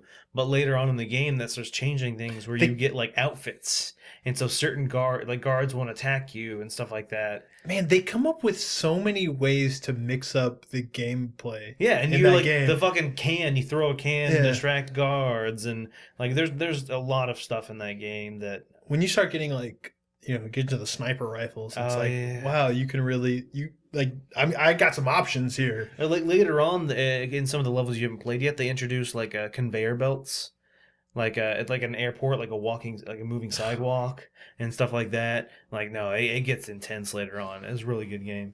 And then my winner for best new gameplay experience was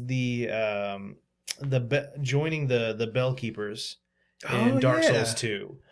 So I mean, That's really cool. There's a lot of different like groups you can join in Dark Souls. Man, fuck you. Why? Bell keepers. Fuck the bell keepers. Fucking bell keepers. Fuck the bell keepers. We're bell keepers. We like to fuck with fuck you. Can you get I don't my want to time hear back, about Chuck? it. I got all the time now, chunks. We're gonna defend our sacred bell because we don't want people ringing it. We're huge pricks. fuck you. You have trouble in there? Yes. Yes, I hate you. I got to there on my first try, and then I was like, wait, I can be one of these people? So for those that don't know, in Belfry Luna, when you enter the area, you are in a PvP zone. Meaning the entire time you were in there, people will be summoned into your world to try and stop you from getting to the top of the tower and ringing the bell. And you can join that guild, which I did, and I became a bell keeper. Which means whenever I'm wearing that ring, no matter what I'm doing in my world, I can be sucked back into someone else's world and then have to stop them from ringing the bell. That's pretty cool. It is, and it's just then learning those areas and knowing the ins and outs. Oh, and finding a secret passage and hiding around a corner and stuff like that. And it's just funny because sometimes someone will let you know when you've been invaded, and you'll see someone like run for the door, and then they open it and it's like a fucking a wall of mist, and they can't leave. And then it's just funny. And then they know it's on. Oh yeah, they do. It is on. It is on. It's the motivations of these fuckers that It's bothers me on. the most. What's that? They just want those Titanite chunks. So you do get a lot of Titanite chunks, The fucking chunks. which is very helpful later on in the I don't game. entirely feel comfortable saying the word Titanite chunks. Suck Sorry. dick for Titanite chunks. I didn't suck a dick. I cut off people's dicks.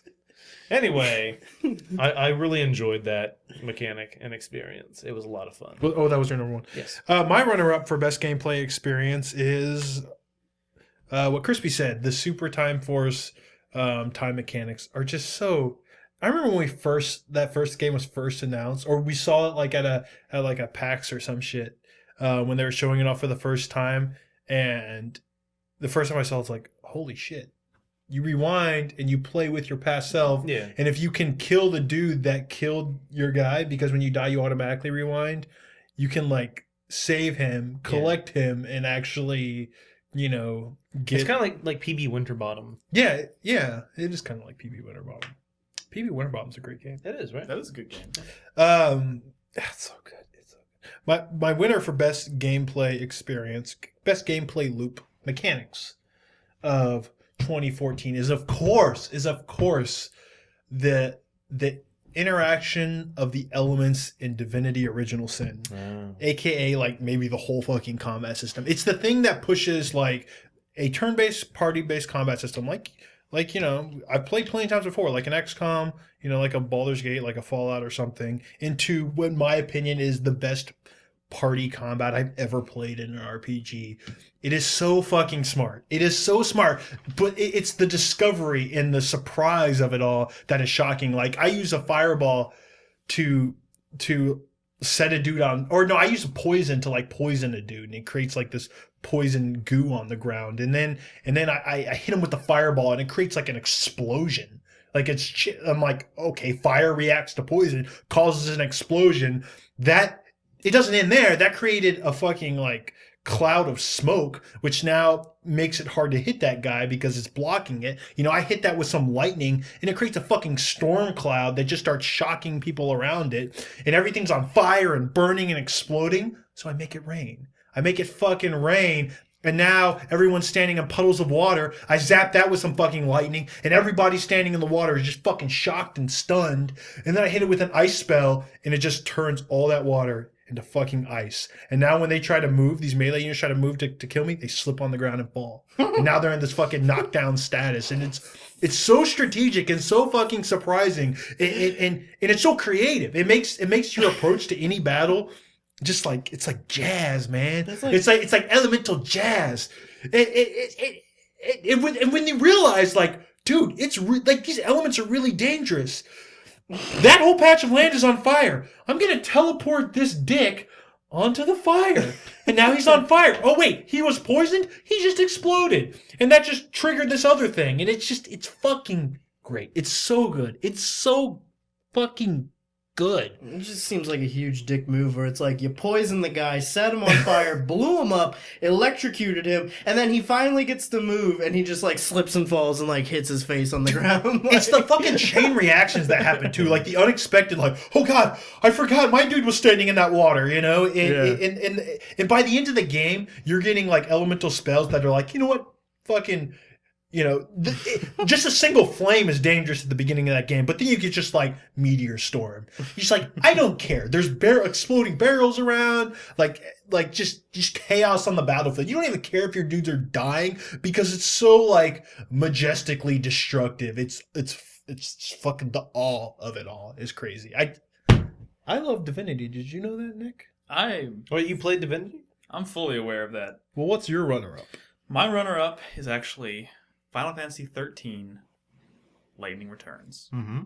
Because, specifically, the time limit mechanic, I don't know if we're going to call it a mechanic. Mm-hmm. You have 13 days, quote-unquote, 13 days in game time to finish this game. Mm-hmm. So, but you will have a certain number of tasks and missions to complete in order to get to the final boss and complete and finish the game.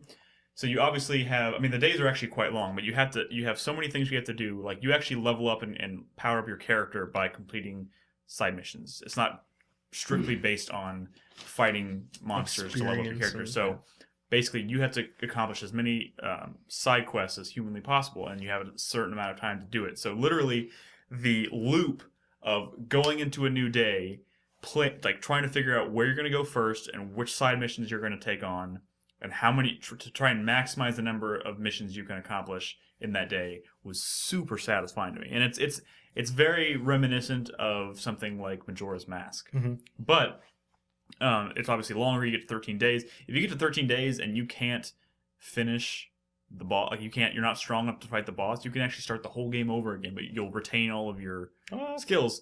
So you plow through it a lot faster, obviously. But like, that whole, I didn't have to do that, but like that whole like looming time limit that would potentially, if you don't use your time wisely, potentially prevent you from finishing that game on your first try was super exciting to me. And yeah, that's my runner-up. My winner, though, no big surprise here. Alien Isolation. Because goddamn, That was some fucking sweet locker mechanics. dude, it's not even about the fucking locker. Like that I forgot. I think it was Emily that sent this to me. She texted it to me, and it was actually a GIF of someone hiding in a locker, and it said, like, the alien walked up to the locker, and then it leaves, and he's like, I think I'm gonna wait right here until he comes back again so I can make sure he actually left.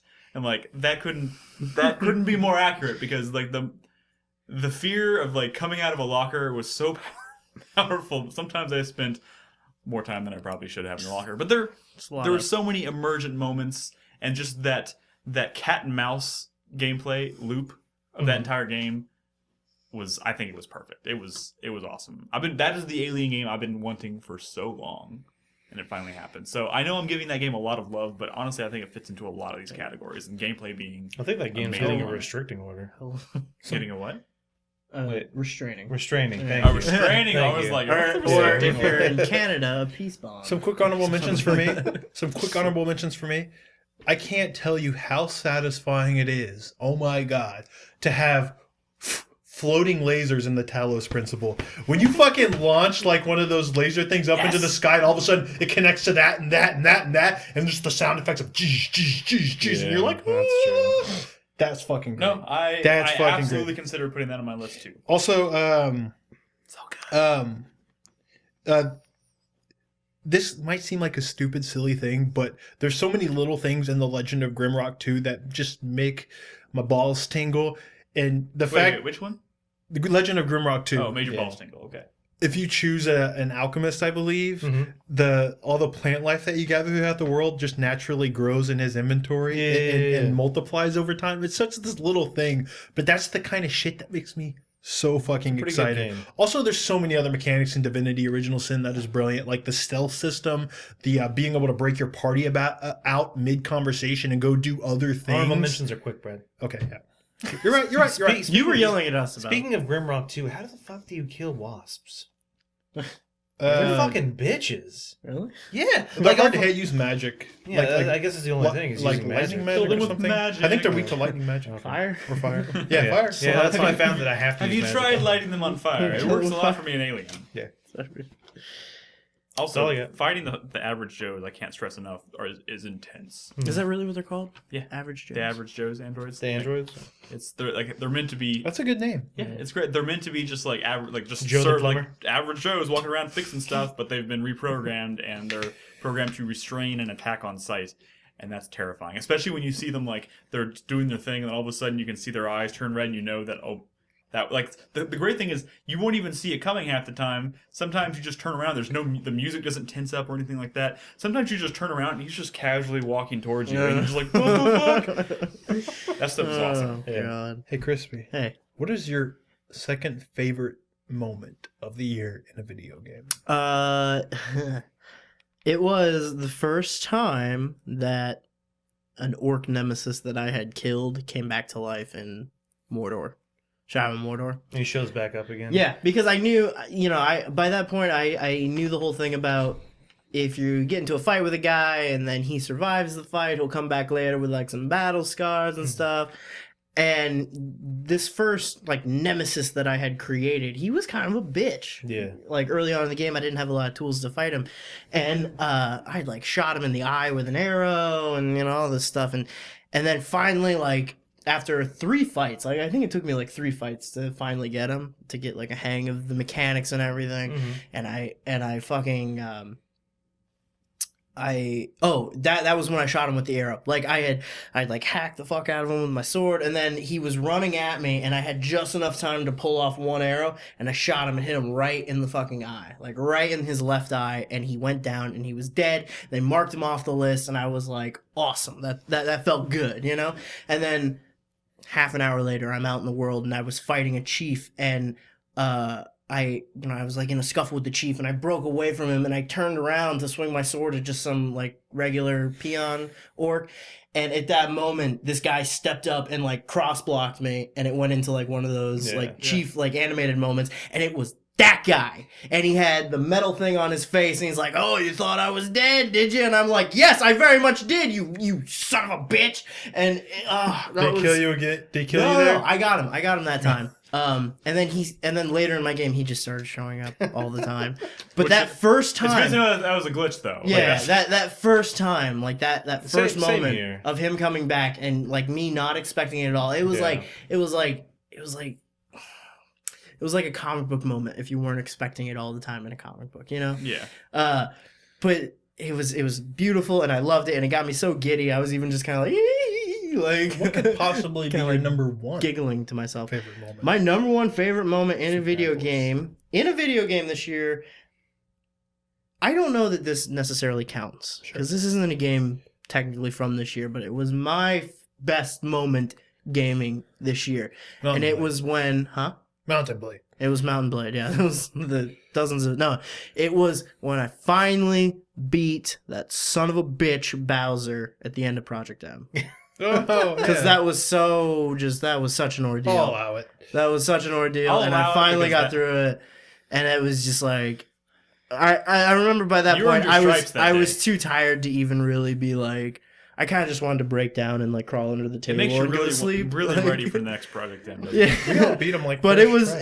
it felt really good, and it was great to have the Sweet. community there, like supporting me and cheering me on the whole way. And Hey, I was cheering You you, were. on from my bed, watching the feed While on the you- phone. while you were- I was screaming at you to aim a little lower because I knew you were going to miss that star. That's true. You didn't know. I swear to God. but I that was swear I wanted to call. that was great. I wanted to call, but I- you didn't. There was a Resisted delay. I the- figured there was no way. But that was a crazy moment, and it was great. It was. I'm glad you was did good. it. I'm glad you did it. Yeah. Nolan, What's up? what's your runner up for My best runner-up- moment of the year? For the best moment in gaming this year was from Watch Dogs. Okay. What? Oh, And it was Multiplayer, I the bet. hacking multiplayer mechanic. I had so much fun with that shit, both getting hacked and hacking others. There's so many highlights out there of someone invading my game and then me just sitting in a car while they fucking run around. Like, no, I think I invaded someone and this guy's fucking running around and slamming his car into the car, and I literally didn't move. I just sat in my car as he's just like running over people and shooting people and all this stuff.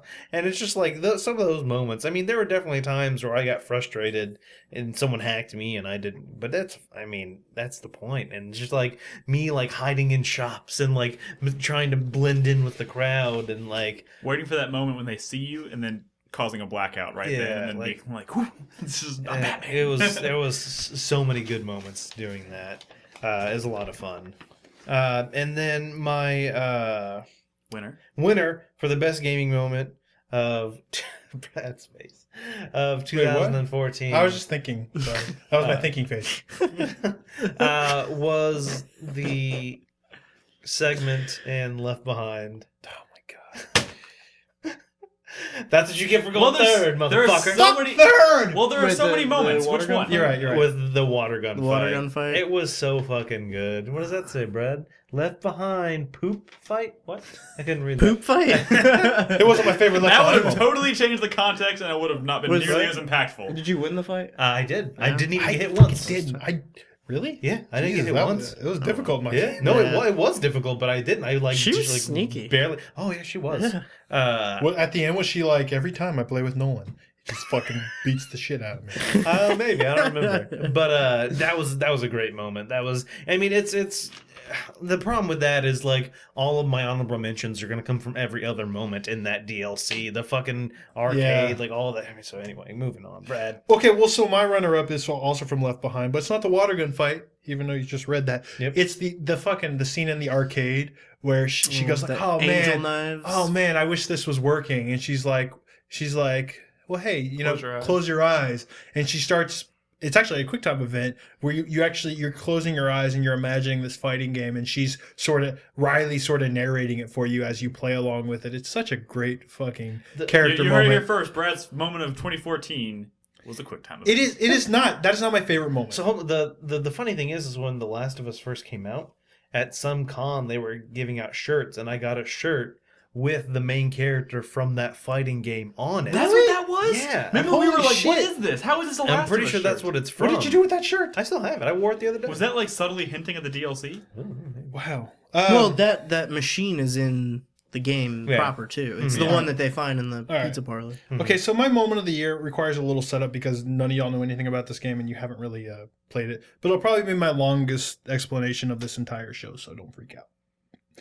But my favorite moment of the year is a moment that I actually had off the feed, and I enjoyed it so much that I immediately turned on the feed and started broadcasting and redid the whole section again. It was actually a story moment from Tales of Exilia 2. Now, you have to understand that I really loved Exilia 1. And my favorite character, I think, from last year, or runner-up, was Mila Maxwell. Yep. She's like this one who's like this goddess who's like she's out of touch with humanity. So she's kind of like fucking Terminator 2. She's just trying to learn how to just interact with people or whatever. Well, when you start out Tales of Exilia 2, she's not in the game because of something that happens at the end of Exilia 1.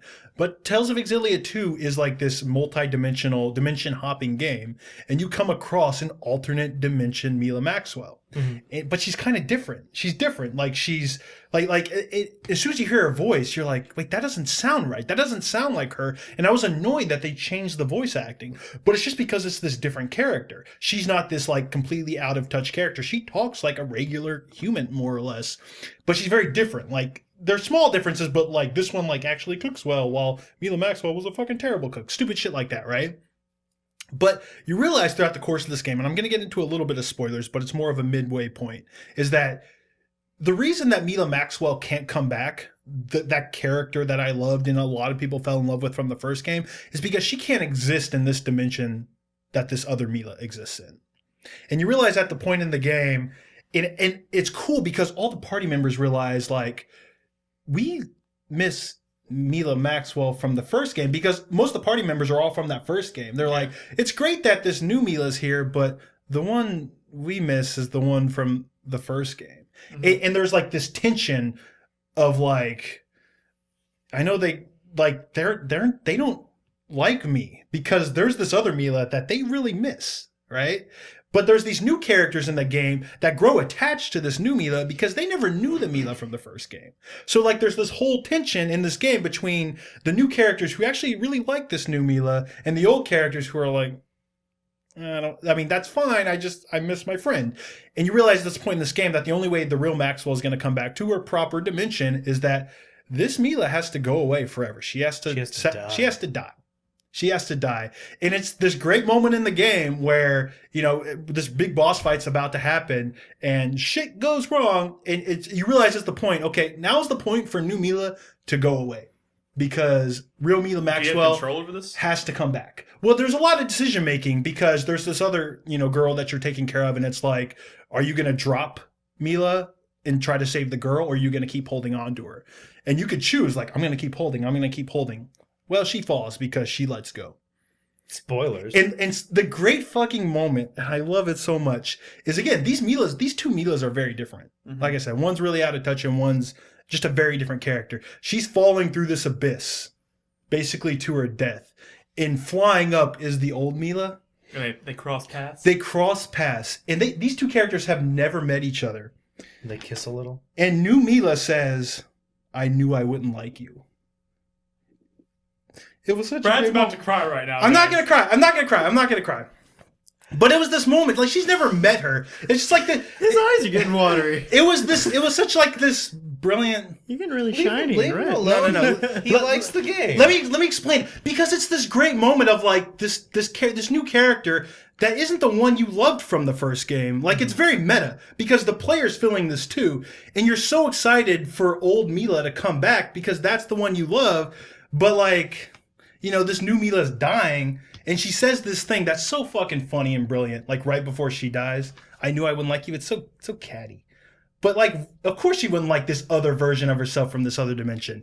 And it's such this great moment where the old Mila comes back, and like there was this moment where the little girl was like trying to wail on the boss because everybody else was like he fucking kicked the shit out of everyone. So this little girl was trying her best to stop this guy, and she wasn't successful. She was just grabbed another dude's sword and was like banging on him, and it wasn't doing anything.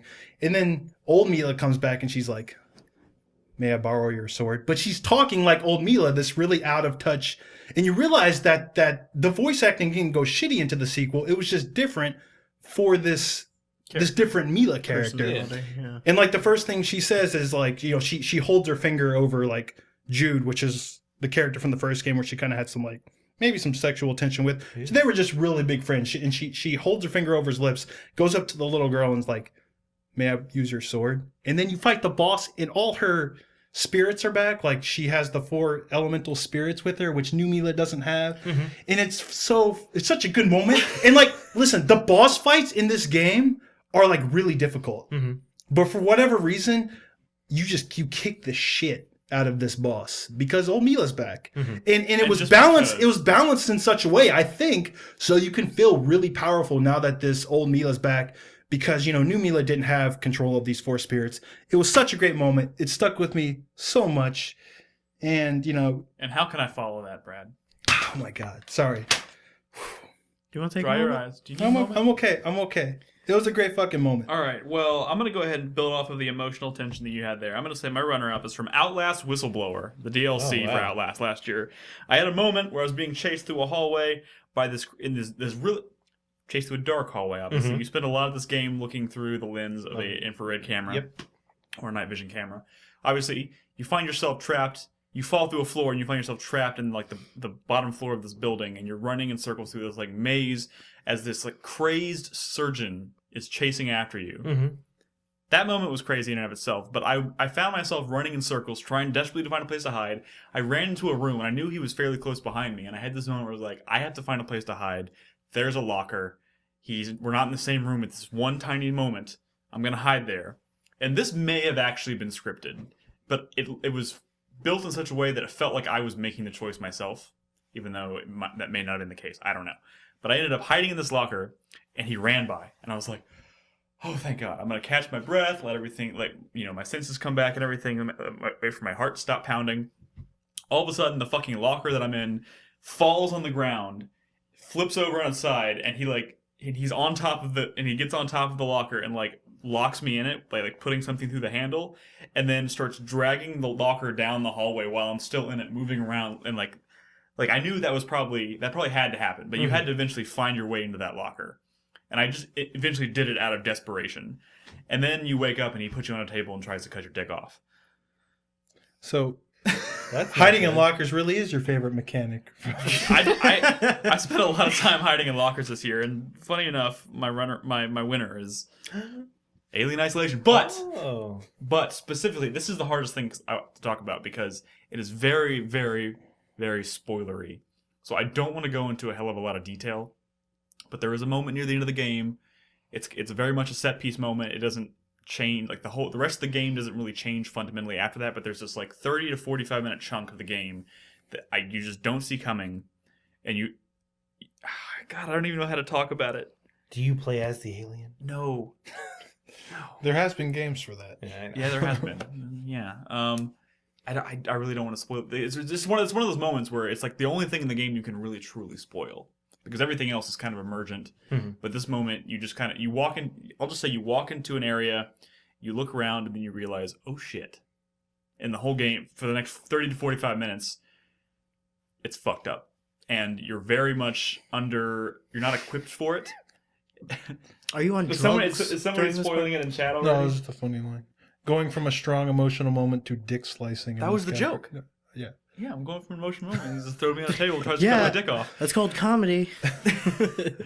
That was very tense, by the way. I thought they were literally about to show me getting my dick cut off. I in the remember game. watching that. Clip. I was very uncomfortable Or because no, I was you're on watching a you table. It's like a James Bond movie. You're on a table and there's a buzzsaw coming down the middle, and he's sliding you down or sliding the buzzsaw down the table. And your dick towards is just like flopping yeah, there? your dick. You're straight. Your dick. You see your cock and balls. Flaccid penis? Flaccid penis hanging there. God, I and missed the fucking tits in Dragon Age and the dicks in Outlast. I feel like I've been You cheated missed this all year. the good stuff. No genitalia. Man, that moment was Genitalia. So once again, I don't want to spoil this moment in Alien, but for a very short period of time in that game, it gets very tense. You're very under-equipped, and the dynamic changes quite a bit. I'll just leave it at that. And if you've played the game, you've gotten to the end, you know specifically what I'm talking about. It's pretty awesome. I will say my runner-up though, or not runner-up, honorable mention would be any one of those moments in The Evil Within where you turn a corner or you jump through a window or something, and all of a sudden the camera does this like crazy fly around moment, and you realize as you're falling like down, Inception. as you're falling down, the camera shifts until you're all of a sudden you're looking You're at a going hallway, horizontal. and you're going horizontal, and then he goes from falling down to rolling horizontally, and then all of a sudden you're in another scene. Yeah. Like those moments, Those are pretty cool. fucking awesome. And there's a moment where you're running up a train, or you jump out of the end of the train as it's falling off in one of those crazy moments, and then as you jump, trying to desperately survive, like all of a sudden, same kind of thing happens. It happens a couple times in the game, and the effect is just really Happens a awesome. lot. It's really cool. Can I just say on my moment, like, it was a pretty emotional moment, but I also get teary-eyed during like movie trailers and shit. It's just how I am. So. Do you know what gets me? I feel you. Dogs or soldiers returning home to their Oh, dogs. Oh yeah, Specifically to the dog. Have you It's ever like the wife and the kid that he's never met, and you're just like, oh, that's cool. And then it's like the dog, and you're like, oh god. Pretty Has much. anyone ever seen the videos of soldiers coming home to their cats? What? And the cat just sits there, and it's just like, who the fuck? And the cat like walks Fucking away. The cat like looks at him for a second, blinks, and then jumps off and walks in the other direction. Also, thinking about moments from Lord of the Rings make me cry. Just So honorable mentions for great moments in gaming this year.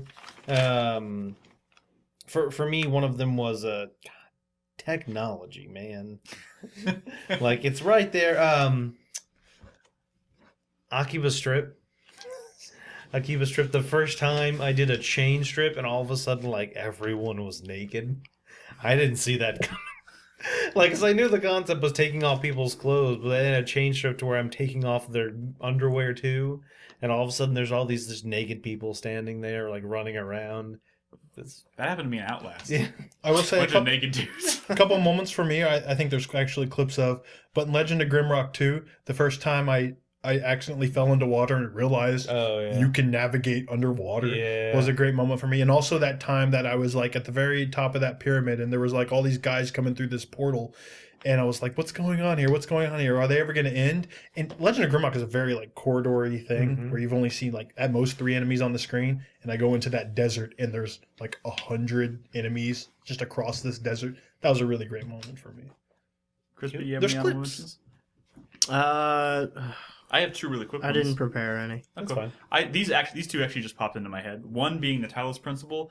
There was a moment where there was a puzzle. There's a lot of There was a puzzle, or there was a piece that I was trying to get to. Couldn't figure out how to fucking get it. And I figured it was one of those things where you had to like shoot a laser across the hub world into the puzzle room. Realized there's a fucking pyramid in the background.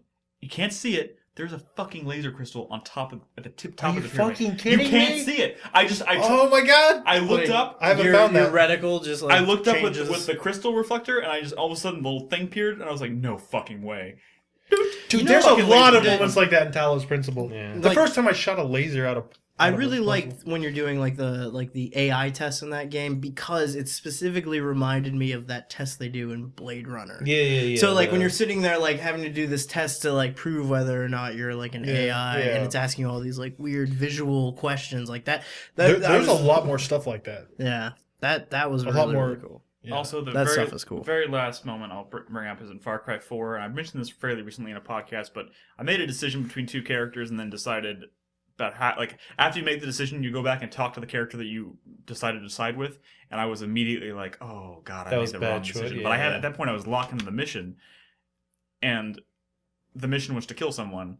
Went to kill them, walked in the room, and I was like, "I really don't want to do this." And I just sat there because you had the moment where you're sitting there with the gun. And they're like, "Go ahead, kill me," and you're sitting there and you're just like, "I don't want to do this." And if you wait long enough, she goes.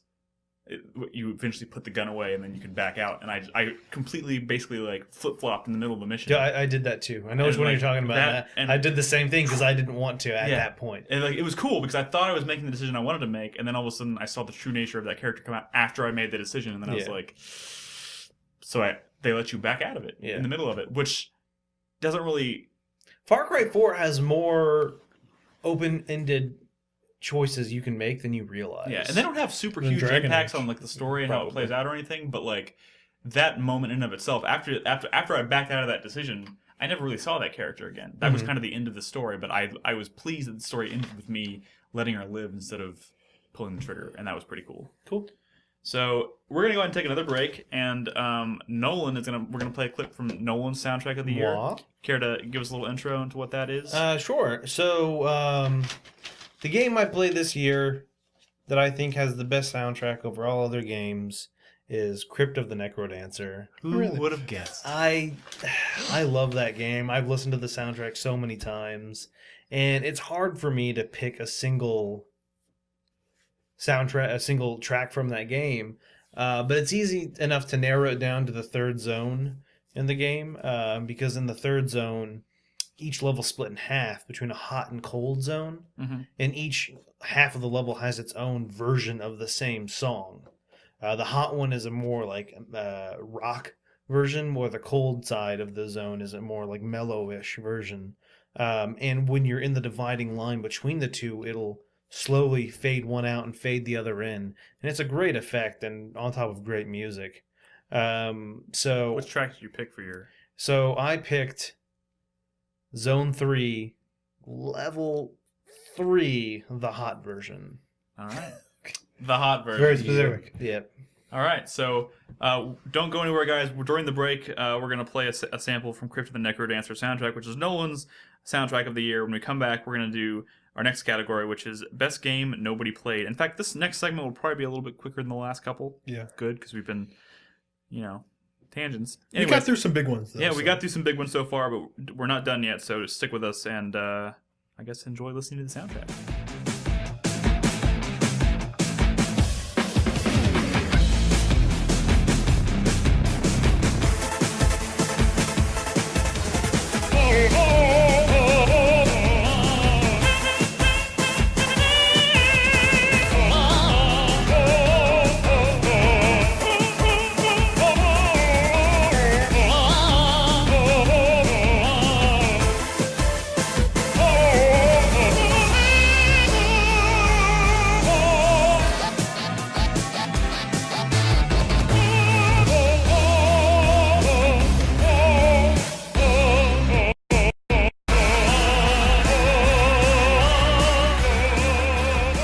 About halfway through this podcast. Yep. So if you're just joining us, we're doing our 2014 award show. We've gone through about 8 categories so far. We have 8 more. Well, technically 9.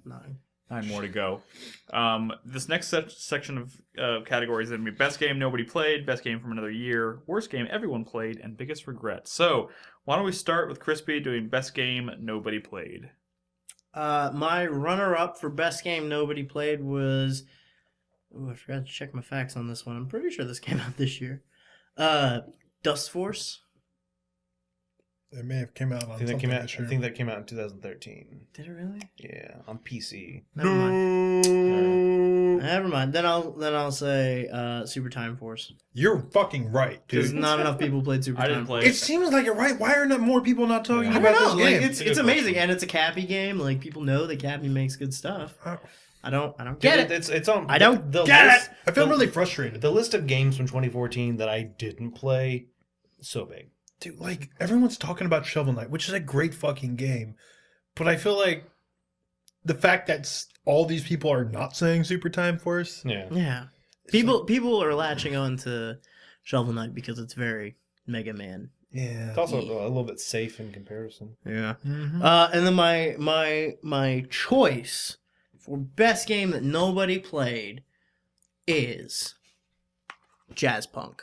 Ah, yeah. That's a good choice. That's a That good one, game, I mean, it's not a long game. It's not particularly deep, but it's great. I mean, if you're okay with games that are heavy on narrative, light on gameplay, think of kind of like a Gone Home type of thing or a Stanley Parable, then this is definitely a game you should try out because it's very very weird, very inventive, very kind of gonzo, and it's hilarious. It's wonderful, and I fucking love it. And it's cheap and quick, and everyone should give it a try. By the way, Chad is jumping to your to support you by saying that Dust Force actually did come out on consoles. Well, that's the this same year. thing. Like Oh, The okay. Last of Us came out on PS4, so it's a new game. Okay. Yeah, well, That's, I'll you throw can't it out use as an that honorable logic. mention because Dust No, Force that's was fine. pretty fun. It's No, it's not a fantastic and game, to- but I think there are more people out there who would like it who don't know it To exists. Crispy's defense, I've talked about Dust Force a lot this year, just because the fucking soundtrack's Soundtrack is- amazing. Yeah. Like if that was if- one I considered for my best soundtrack. Yeah, and if it had which come I'm out this glad year, I it hadn't. fucking would have been on there because I've probably spent more time listening to the soundtrack of that game than I played that game. Yeah. Yeah, it's a lot of fun. Yeah, definitely. And Jazz Punk. Just go try Jazz Punk. It came out relatively early in the year, so if it pops up on a Steam sale, it's probably like nothing. Just buy it. Oh, definitely. All right, Jazz Nolan? Punk. All right, so my runner-up for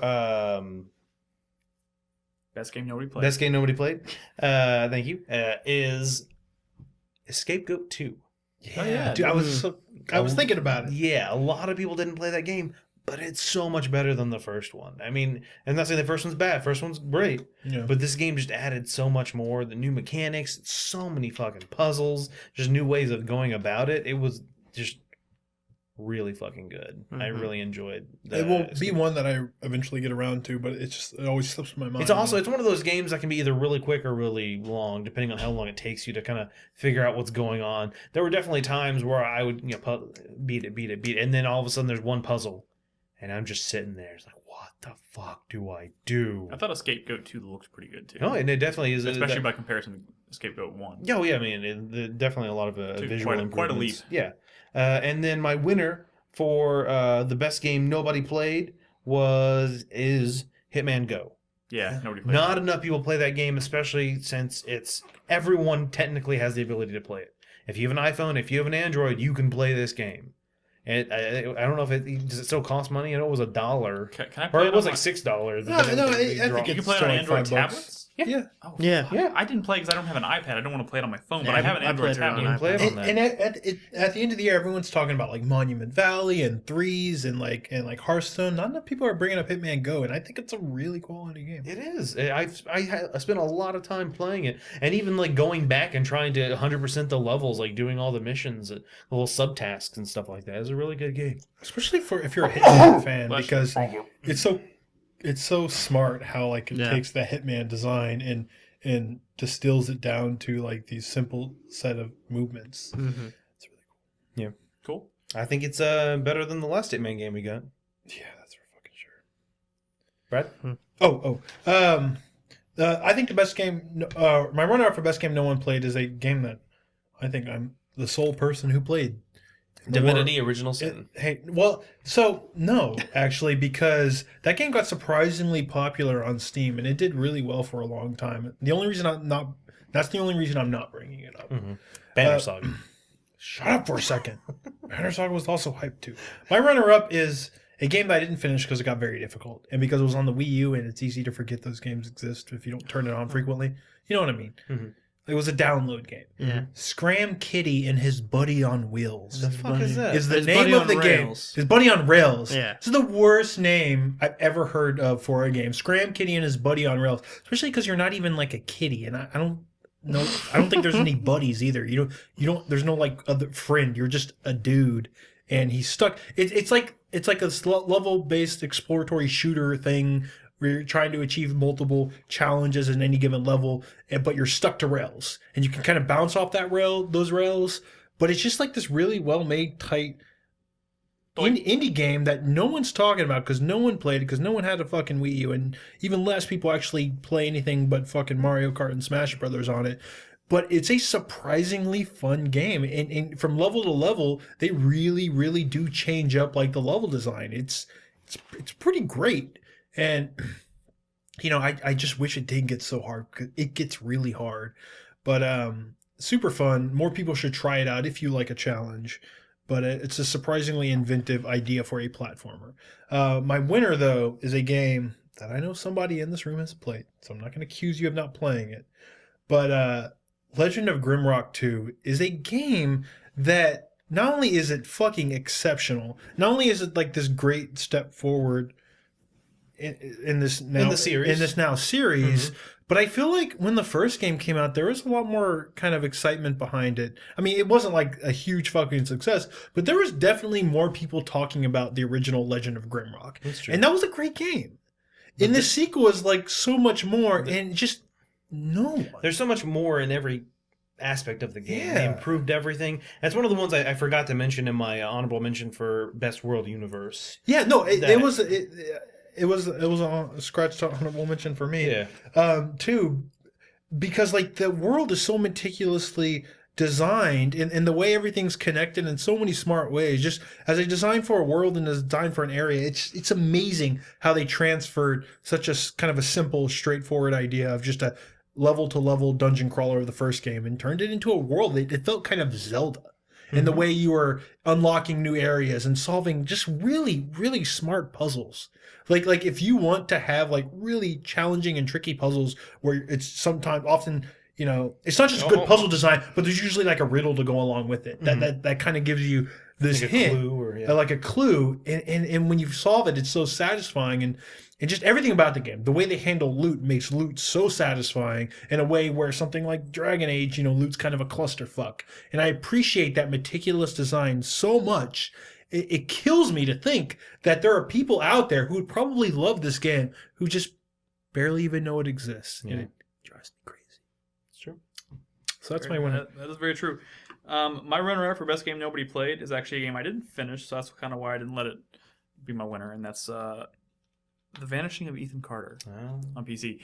I didn't finish this game because actually my game glitched at the very end. There was a puzzle that you had to unlock something that would allow you to proceed to the final, I guess, area of the game.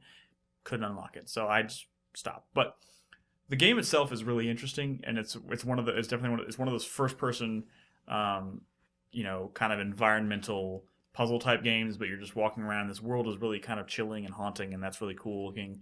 But it also mixes in this element of like investigations of like crime scenes and whatnot, kind of like Batman Arkham Origins did, or help me out here. It's a little bit of Arkham Origins and a little bit of Condemned too, probably maybe because you're like following blood trails and using tools. Oh, like the investigations. Yeah, and those things are pretty cool when you're trying to piece together the sequence of events to figure out how someone was killed or how something ended up being the way it was, and that stuff is really cool. And then you for that entire game, you're spending most of your time solving puzzles, and then you get to a point where you go into a cave, and unbeknownst to me, there is a fucking zombie in this cave. One zombie, and he's carrying a lantern, and turned a corner, walked right into him, scared the shit out of me, and I was terrified to go into that cave for the rest of the game, but you have to, because there's a major puzzle in that cave, and that stuff is like really cool. But my winner actually goes to Velocity 2X. That's a good one. Nice. Because that game is fast-paced, it's fun as hell. I love how you're going in between moments of being in your ship to going into a docking station. All of a sudden, like that, you're on foot, and all of a sudden it's like a super fast-paced, running, super fast-paced platforming, and then back into your ship. But you're doing things on the ground that are directly resulting in unlocking new passages out in the spaceship areas, and that stuff is really cool. And the music. Yeah, good music. My only issue with the game is there's not enough variation level to level. It was It gets more complex later. No, I realize that, but I'm just saying, like, it's so samey. The look of it, I guess. Yeah. They do. I mean, structurally, yeah, it does look a lot the same. They mix up a lot of the kind of the. I just wish they had kind of just all it is just new texture pack, like, you know what I'm saying? Yeah. For like the same, just put a new texture colors, on it, just to switch it up a little bit. Yeah. That's my. But the biggest way they layer on the gameplay later, it gets It's it really goes smart. places I wasn't expecting. It's really smart. I still haven't finished that game. I'm really close. Hey, Crispy. That's good. Hey, Oh wait, honorable mentions. I'll say Divinity, but people I'll did play it. I will go ahead and say, because I can't not say it. Only reason I didn't really put this as my winner is because I really don't know how well the game actually sold ultimately, but I have a feeling not a lot of people played Alien. And the Talos Principle. Both of those, I think. that's true. But I Yeah. think the Talos Principle is picking up steam, because that's getting a lot of word of mouth. I think it was because that game's kind of cost prohibitive, I feel like, for a Steam release Yeah. of that type of game. That's why more people didn't play. But I hope that from broadcasting it, people have realized, wow, this thing's pretty legit. Also, I think Lightning Returns is the That's fact a good that choice. the fact that it has Final Fantasy 13 in the title is definitely going to be a deterrent to a lot of people. But I think people should really be willing to look past that. I think that series trilogy of games got better as it went, and I think Lightning Returns is quite good. So, Any other honorable mentions? I mean, while there's the feed is plenty there? of indie games. Towerfall Ascension. Yeah. I was great with Sports Friends. Yeah. Did Samurai Gun come out this year? Did it? No, that was last year. Yeah, it was End of last year. end of last year. Oh yeah, that's right. But yeah, I mean, just mainly indie games that Got never anything, get enough Crispy? attention. Honorable mentions? Yeah, I don't think anyone played Hearthstone. That game was pretty cool. Yeah, well, none of us did. I was so close to getting into it. All right. Next category is best game from another year. So this one we shouldn't have talked too long about. Yeah. I wonder what mine is. This talk one, about this for a one long sucks for time. me because I really feel like there's not a right answer that's gonna keep this guy off my back. Well, it better start with an F and end with an FT. Yeah, but even like my runners up, like I feel like just fuck. I'm gonna not look at Brad for a Wait, start with second. an F and then with an FT? Final Fantasy Tactics. Oh. Do you guys just want to skip ahead to Nolan? No, go ahead. We just Go no. ahead, No, bitch. fuck it. Okay. Best game from another year. Runner up. My runner up. I'm really into Advance Wars right now.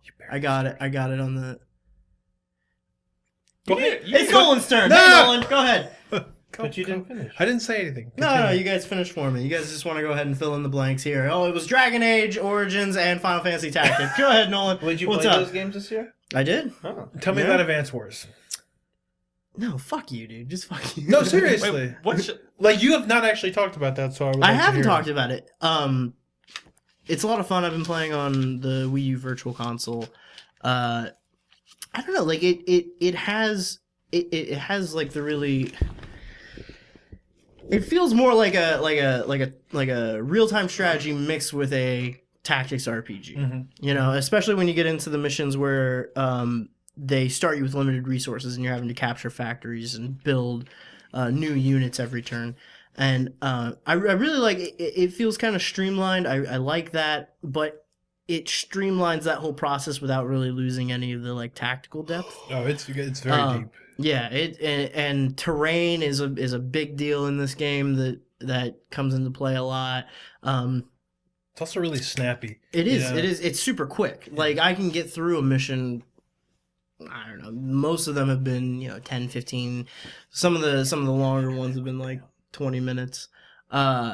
It's a lot of fun. I mean the whole art style of it's really cool too. I love the little sprites like when they get into fighting each other and they're shooting like bah, bah, bah, bah, and like shooting Yeah. each other. That's a lot of Beautiful, fun. Beautiful. Yeah, it's great. And then my winner actually is Final Fantasy Tactics War of the Lions, which I did play this year. Nice. And I beat this year actually, and it was crazy. It was a lot of fun. It might be a while before I go back and try it again, but I would definitely like to. I would like to give it another go. That game does have great replay value because Yeah. of all the different chops. And I think too, like the story was really intriguing, but there's so many like nuances and subtleties that I was kind of missing out on. That I would like to go back and kind of freshen up on at some point in the future. But yeah, that game, it was great. Like the characters, the story, the mechanics themselves, they're all a little daunting. They kind of start like over your head, and you kind of have to catch up to everything. But it was fantastic. And the story's It's a pretty great cool, game. You chose wisely. Thanks. Nolan. All right. My best game for another year, runner up, FTL Advanced Edition. This is one of the what was That did come out this year, though. Yeah, Yeah, so but it's a re-release of a game from. that's where the whole like Well, it's an expansion. it's an expansion. So is it included? Is it technically Unless a new you got game it on this year? Yeah, the iPad version was good too. Yeah, I know. I have it on my iPad. Yeah. Well, I'll FTL. I mean, but Sure. the advanced edition, because it's one of those games that no matter what, like I was broadcasting the other day, and like I wasn't feeling the game. I wanted to play another, but I had to download it, and I was like, I'll just fucking play some FTL, just because that's a game I can always just jump into and play and have a good time playing, without a doubt. And my winner for best game from another year is going to go to The Last of Us Remastered. Particularly the factions mode of that game. See, I wasn't clear about that. I would have put that too, but that was great. I mean, I've probably in the past 2 months played a good 40, 50, 60, 100 hours of the 40. Oh, okay. 40 Yeah. I was like, that's a lot of hundreds of hours. Yeah, no. I don't know what it is off the top of my head. That's because no service like tracks PlayStation hours very well. Yeah, Raptor doesn't do it too well. Yeah, they don't do it at all. Really, They don't. No. PlayStation doesn't work on the Raptor. I don't Yeah, think. no, it doesn't. No. And so I can go into the factions menu and it will list how many hours I've spent. So I can go and check, but I mean I haven't done that a lot.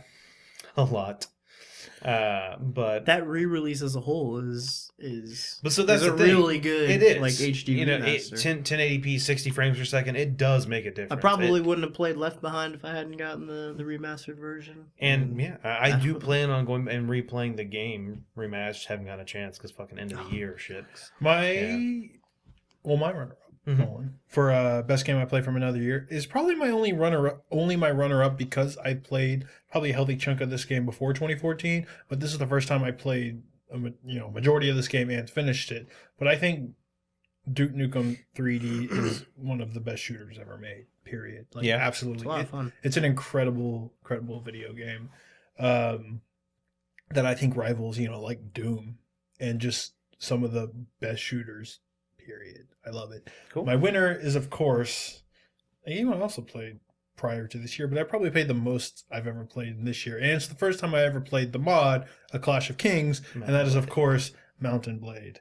I adore that game. You know why I adore it. It lets me relive all my Lord of the Rings fantasies where Lord of the Rings. In the safety of his own home. where I'm fucking King Theoden out in front of my Riders of Rohan, cheering them on before they go ride to ruin in the Red Dawn. I love Mountain Blade. It's pretty good. Yeah. All right, my Great. runner-up goes to the original Resident Evil. I play the game in its entirety. Again, I've played it plenty of times before. It's just, I forgot. It's been a long time since I've played it all the way through, and that is one of the few games this year that I went back and played on my broadcast, and I felt the compulsion to play it again. Like, I usually broadcast once a week, so Friday, and then I wait till next Friday. I was like, I just finished my Friday broadcast. Can I play it again on Sunday? Maybe Monday? I just want to keep playing this game. That game is really good. Just the way the world is designed. The puzzles are really satisfying. I just love the atmosphere. The voice acting needs some help, obviously, but everything else about that game I thought was really great, which lends to why I think the remake is incredible.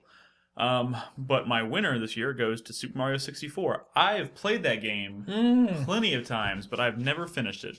I've only gotten us like 38, 40 stars in my life until this year. And then, of course, we did Project M, which was a hell of a lot of fun, and finally beat Bowser. Yeah. And that was great. That game still holds up incredibly well. Yeah, the only reason I didn't put that on my list is because that is a game I have beaten before, but I think playing it this year has moved it up on my list of like favorite games of all time.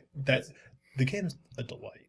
It's pretty easy. Also, I want to mention Persona 4. Because I played about 18 hours of that. Unfortunately, due to complications, I had to start over. So I am already about 3 or 4 hours into it again.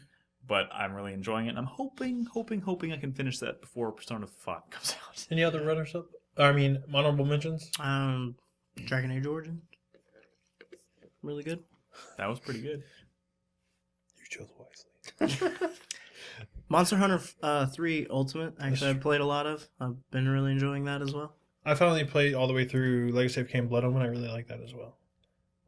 I didn't write down any of my honorable mentions, Oh. but there's definitely a lot of games not from this year that I played that I enjoyed.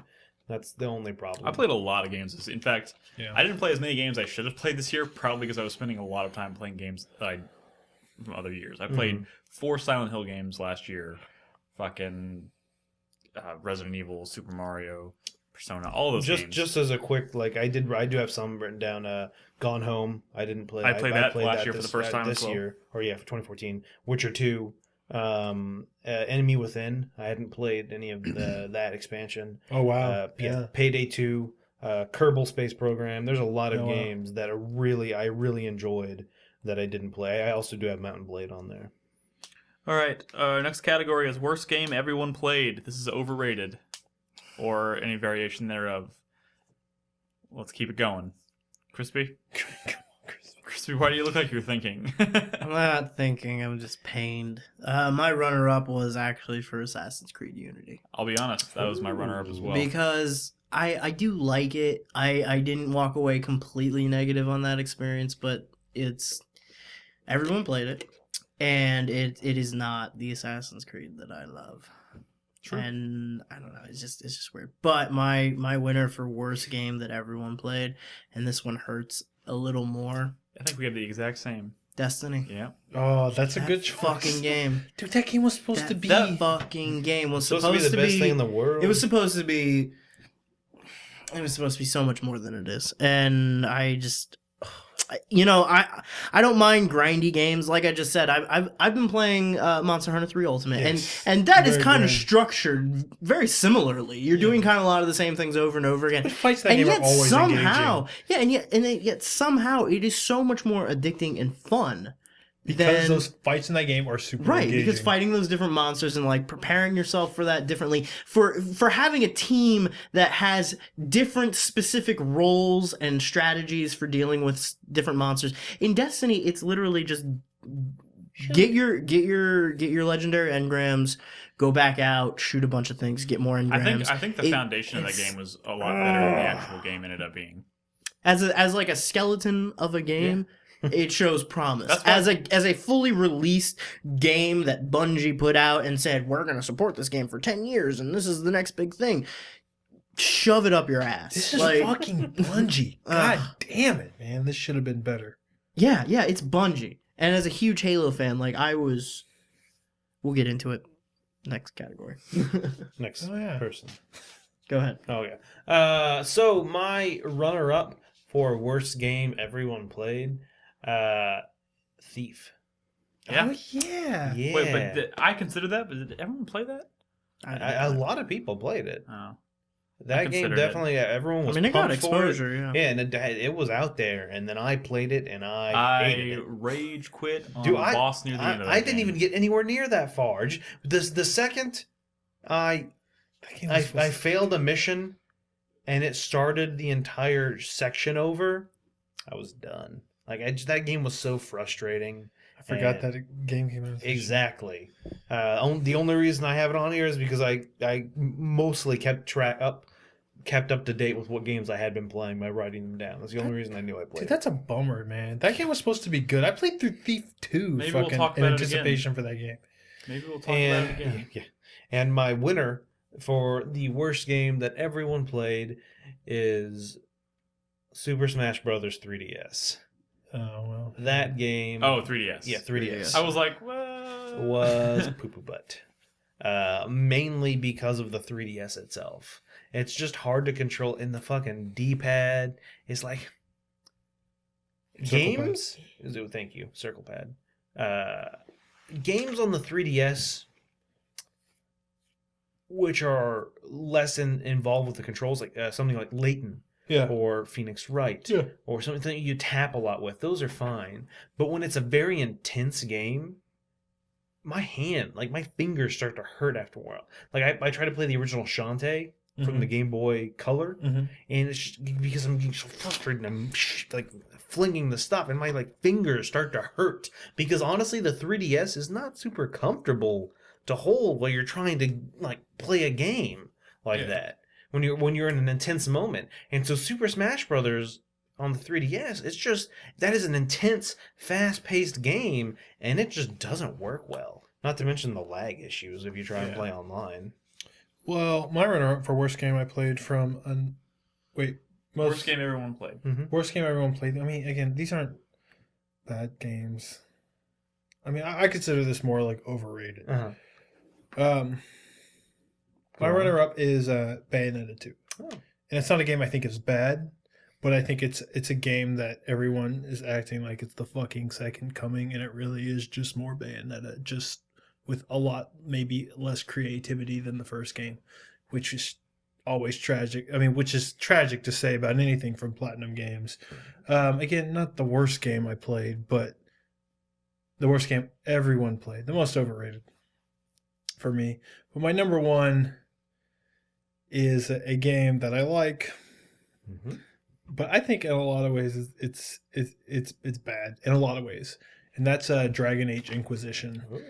Again, it's a game I like, but like it's also kind of a bad game for BioWare. And I know it's controversial, which I guess that's the point of this category. But man, they fucked up so many goddamn things in that game. Yeah. Y'all know the things that are missing from that game that bother me, like the tactics menu. Yeah, it's a big deal. I wanted to like that game so much more than I did. But maybe we'll get more in depth into that in a second. But everyone played this game. It's just, you know, hey, I think a lot of people didn't end up finishing it because it was just a massive thing. And a lot of that was not quality content necessarily. All right, my runner-up for worst game everyone played, Assassin's Creed Unity, just like Crispy. Actually, mine mirrors Crispy's exactly. Assassin's Creed Unity as a runner-up, just because it's following such an excellent entry in the franchise, and because they really just dropped the fucking ball when it comes to. That was a horrible release. That was the worst. I think that might be one of the worst launches ever. And that wasn't the only horrible release that Ubisoft had this year. Nope. Yeah. So wait, what was the other one? Destiny. And no, Watch sorry. Dogs. Watch Dogs. Watch Dogs. Someone asked me. Wait, what was wrong with Watch Dogs at launch? Watch Dogs was as equally buggy as Yeah, a lot of Assassin's technical Creed. On PC? issues. No, on consoles as well. I mean, I didn't mostly have- on PC. and the- but- I had almost no. There's problems. also the fact okay, you know, it's fine. there's well that likewise I didn't have that many technical issues when I played Unity, but as a whole the community had issues, and also the fact that they crippled Watch Dogs on PC on purpose. Yeah. Oh, well, I mean, I had more problems with Watch Dogs than I did Assassin's Creed Unity. See, I had the complete opposite experience. They crippled Unity. Well, because that's what of the I was telling you the other. Remember, I was telling you the other day that I went to jump back into Watch Dogs because I'd stopped playing, and the reason I'd stopped playing it was because a certain mission just kept it wouldn't progress. Like I would go to the mission, start it, and then it wouldn't progress at all. It just wouldn't. That's weird. Someone asked me a question in chat, and I can give a quick answer. He asked me, do I like Dragon Age 2 better? And my answer is absolutely yes. All right. My winner though for worst game everyone played is Destiny. Like pretty much Crispy covered it all. Me and Crispy played the beta together a lot. I was excited for You it. played it a bunch when it had- came out, too. I had really high hopes for it, and that's one of the only games I got this year. That and there's only two games that I bought and then traded in this year, and that was one of them. It was pretty disappointing. Like that game, literally, like that beta is pretty much the whole game. Yeah. Except there's just different areas. You get different maps. and Yeah.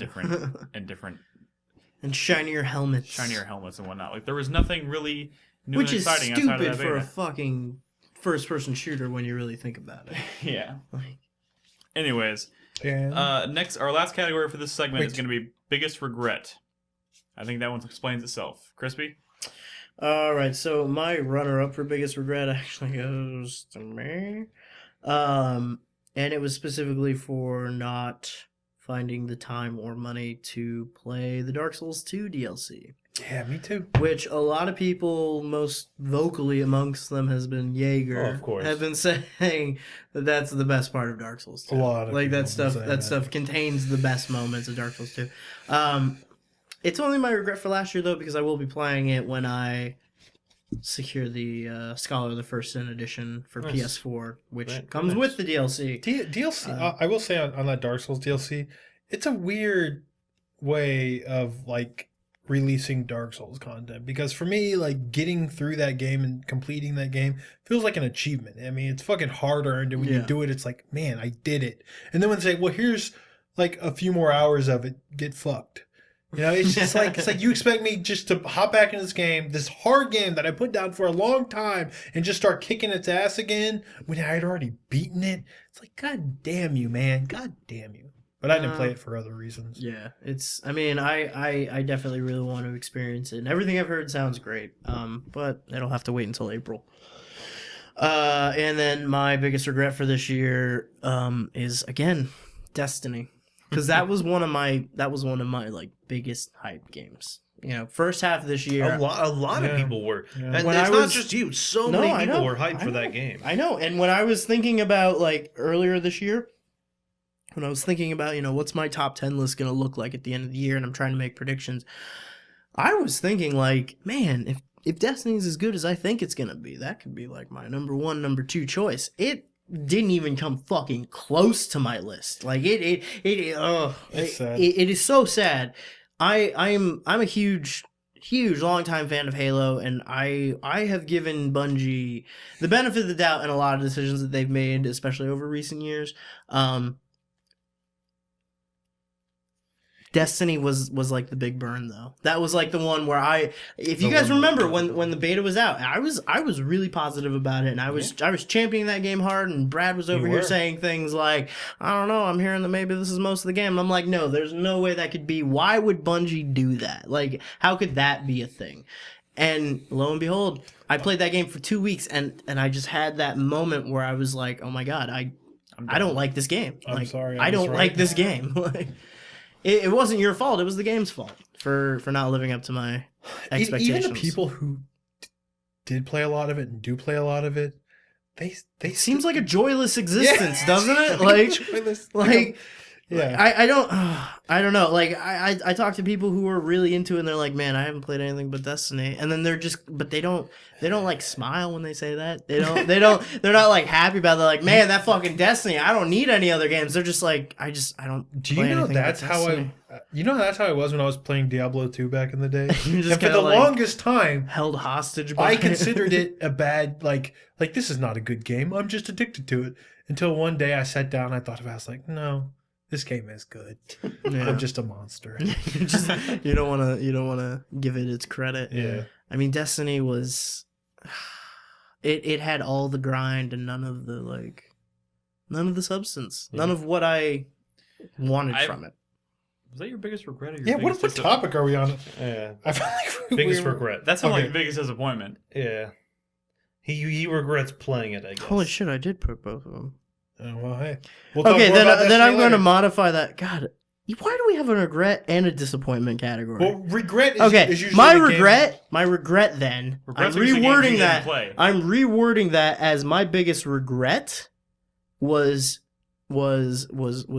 championing Destiny as hard as I There you did. go. There you go. Was trying to keep that ball in the air. Okay. Alright. So my runner-up for biggest regret is Infamous Second Son. Hmm. You're borrowing that. I borrowed it from you, Nick, yes, and I put like 2 hours into it, but that's not enough to make any judgment calls on the game. I mean, that was something I borrowed from you towards the end of the year because I wanted to beat it so it could potentially be on my top 10, but I never got around to it. And it's something I still plan on playing. You should. I think even right now the DLC is still free on PlayStation Plus. I think it's all month. Oh, yeah, so I got it as soon as it went free.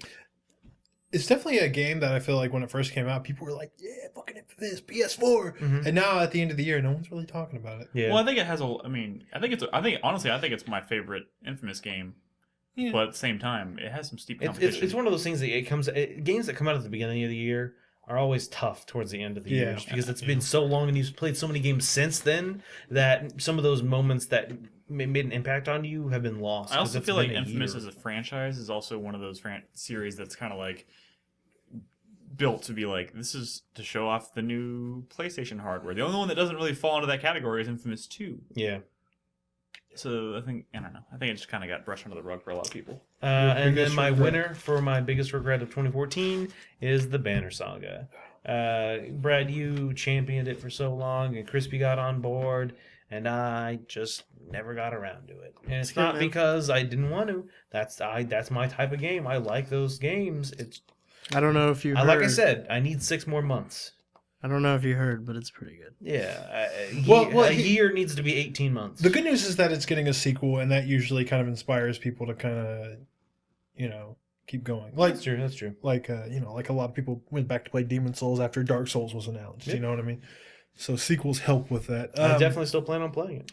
My second biggest gaming regret of games I didn't get to that I really wanted to, and that I think that I really would have ended up liking a lot if I had found the time.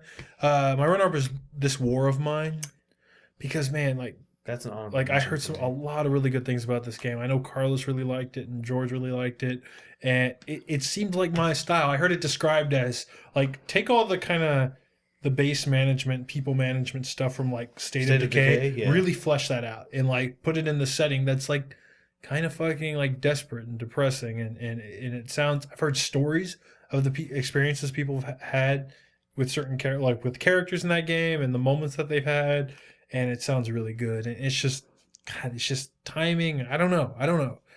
But my biggest regret is a game that I did start. I lost all my save data and I started over again, but I just did not find the time to get through it, and it makes me so annoyed because it was starting out so good. It's the kind of thing that where I could have seen story moments and maybe some of my favorite characters would come through this. But Shadowrun Dragonfall came out in 2014, and what I played of it's really good.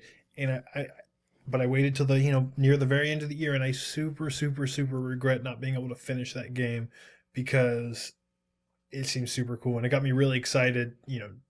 One, to finish it, but also I'm excited about Cyberpunk, 2077, 2033, 2077. 20 something And something. Cyberpunk, 2055. the Cyberpunk setting can be really dorky, but it's also it's cool. It's cool. It's cool. It's cool. It's just cool. So yeah. All right.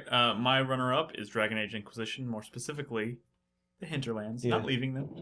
I spent a lot of time. I spent about 11 hours in the Hinterlands, and I probably should have at least gone out of there a little bit. Especially Maybe 'cause that that's what would everyone have says. dug its hooks in me far enough that I would have actually spent more time trying to get through the game before the end of the year.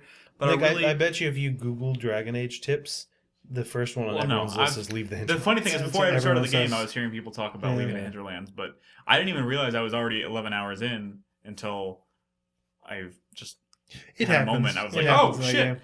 And by that time, it was too late. Yeah. And then the Talos Principle came out. I And mean, it was so all the same downhill. thing out with me. I was in your situation, except for I played 80 hours of the game. So yeah, I did spend a huge chunk in the hinterlands because it's let me just do this one more thing, and here's this one and this one, and all of a sudden I've done everything there is in the hinterlands. Exactly.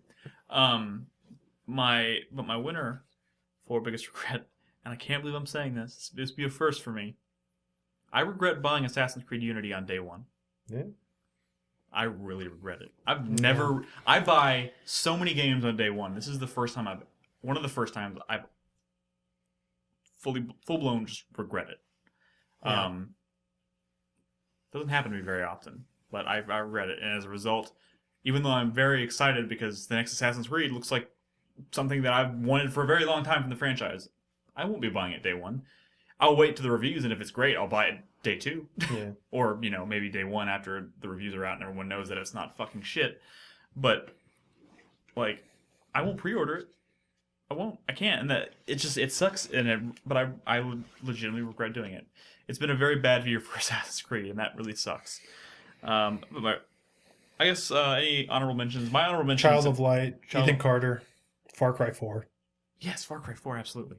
Hearthstone. You should be ashamed of yourself. I regret not getting to those. Yeah. My two are going to be South Park and The Stick of Truth. Oh, and, wow. And which I own. Wow. I own that game. And Sunset Overdrive. Bought an Xbox One, came with it. Played it for about an hour. Liked what I played. Just too much stuff going on. Also spending a lot of time trying to get this new website ready. Is taking up the last couple months. Most of my gaming time. Yeah. So just didn't have as much time to play. I didn't, compared to previous years, I didn't play as many games this year just because I've spent a lot of time trying to get this new site ready and I spent a lot of time playing games from previous years for whatever fucking reason. Anyways, that's our last category for What's up, man? What's up? You have another one? Just a quick blip. We didn't do honorable mentions for worst game everyone played. I just went to throw Donkey Kong Tropical Freeze on that list. It's overrated as shit. Sorry. I just had to piss some people off for some reason. Go ahead, Nick. All right. We're gonna take another break. This is the next. My soundtrack of the year is gonna be played during this break. My soundtrack of the year goes to Lightning Returns. Oh, that's a good choice. Final Fantasy 13 Lightning Returns. Regardless of how you feel about Which the game, song? which I do highly recommend. That game is really good. I love the soundtrack. It's very good. I actually bought the soundtrack. Mhm. And it's, in classic Final Fantasy style. It's 4 discs long. There's a lot of music, a lot of variety in there. I chose a song. It's a rendition of the Chocobo theme. Mm-hmm. And That's always a good theme. It's like a bluesy I think it's called Bluesy Chocobo. It's a great soundtrack. I highly recommend it. And every time I hear the soundtrack, it makes me very nostalgic for the game, even though it's only been out for less than a year. So, anyways, enjoy the track. When we come back, we're going to do our last set of categories, do one more break, and then we'll do our number 11 award and wrap up the show. So, don't go anywhere.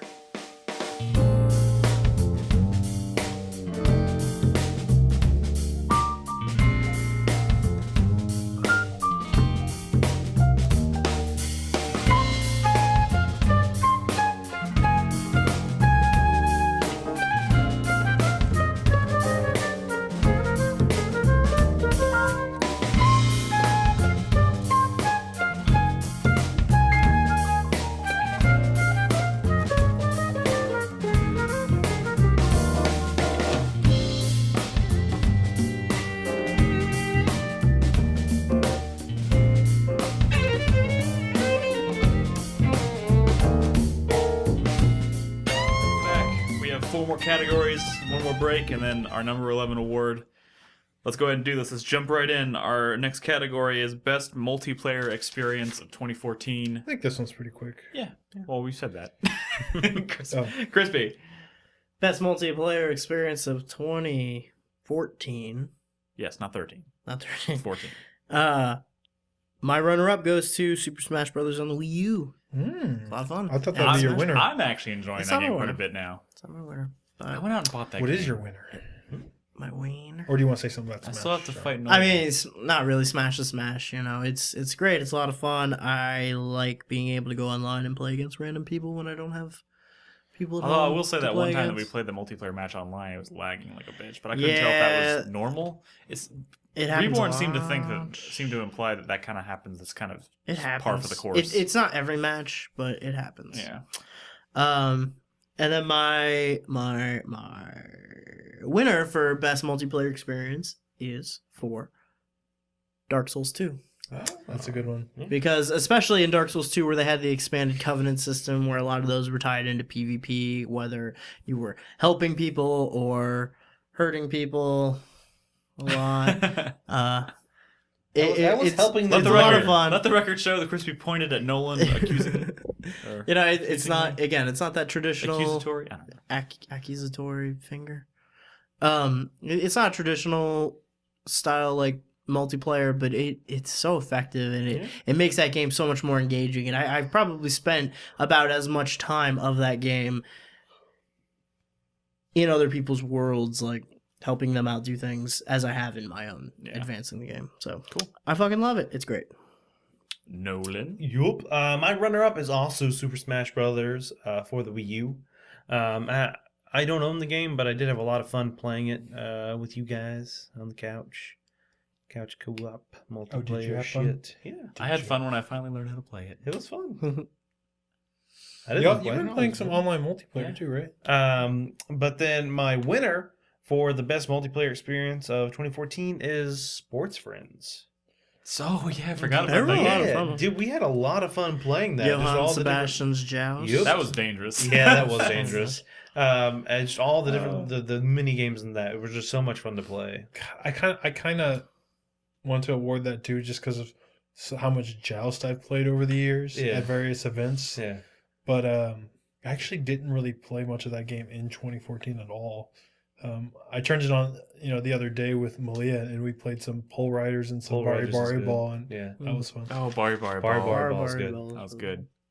Or Pole Riders is really that's one. Oh, that's the one with the Yeah. That's good. That's what I like. My runner-up is one that I'm glad nobody said, because we just played it for a little bit, but I thought it was super fun. That was the multiplayer mode in Octodad, Yeah. where each person controlled a limb. Yeah. Because that game is already slapstick and stupid and hard enough to control with one person, but with 4 people, it's impossible. And I Hey, thought that we- was we- With hilarious. 4 Hilarious. people, with our powers combined, we can't do anything. But my winner is a game that I didn't really know it came out this year, but I looked it up and it did get its official release at the very beginning of the year, and that's Nidhogg.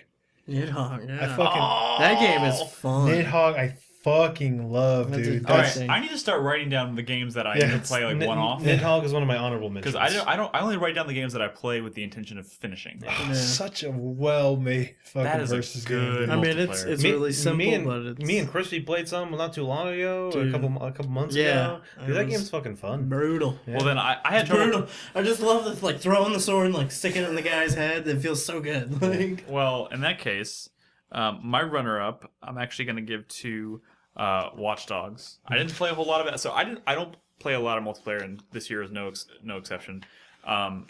But the little I did play of the Watch Dogs multiplayer was very fun, and a lot of it was just goofy. A lot of it was actually some really cool emergent moments, like causing a blackout and like confusing your opponent, hiding in cars, that kind of thing, or just getting in firefights. That stuff was really fun. But I was originally going to put Call of Duty because that's probably the thing I spent the most time playing multiplayer wise. Mhm. But it is pretty par for the course. They added that future stuff, which was nice. But scratch that. I'm gonna make that an honorable mention because I completely forgot about Towerfall. Towerfall Ascension. Mhm. Towerfall Ascension was fun as fuck. Yeah. Even though was I super only fun. played it for one night, we had a lot of fun playing it. That was cool. And I got it as part of the PlayStation Plus. It was one of the free games on PlayStation Yeah. Plus. Had not really had an opportunity to play it again since then, but I'd love to because the game is awesome.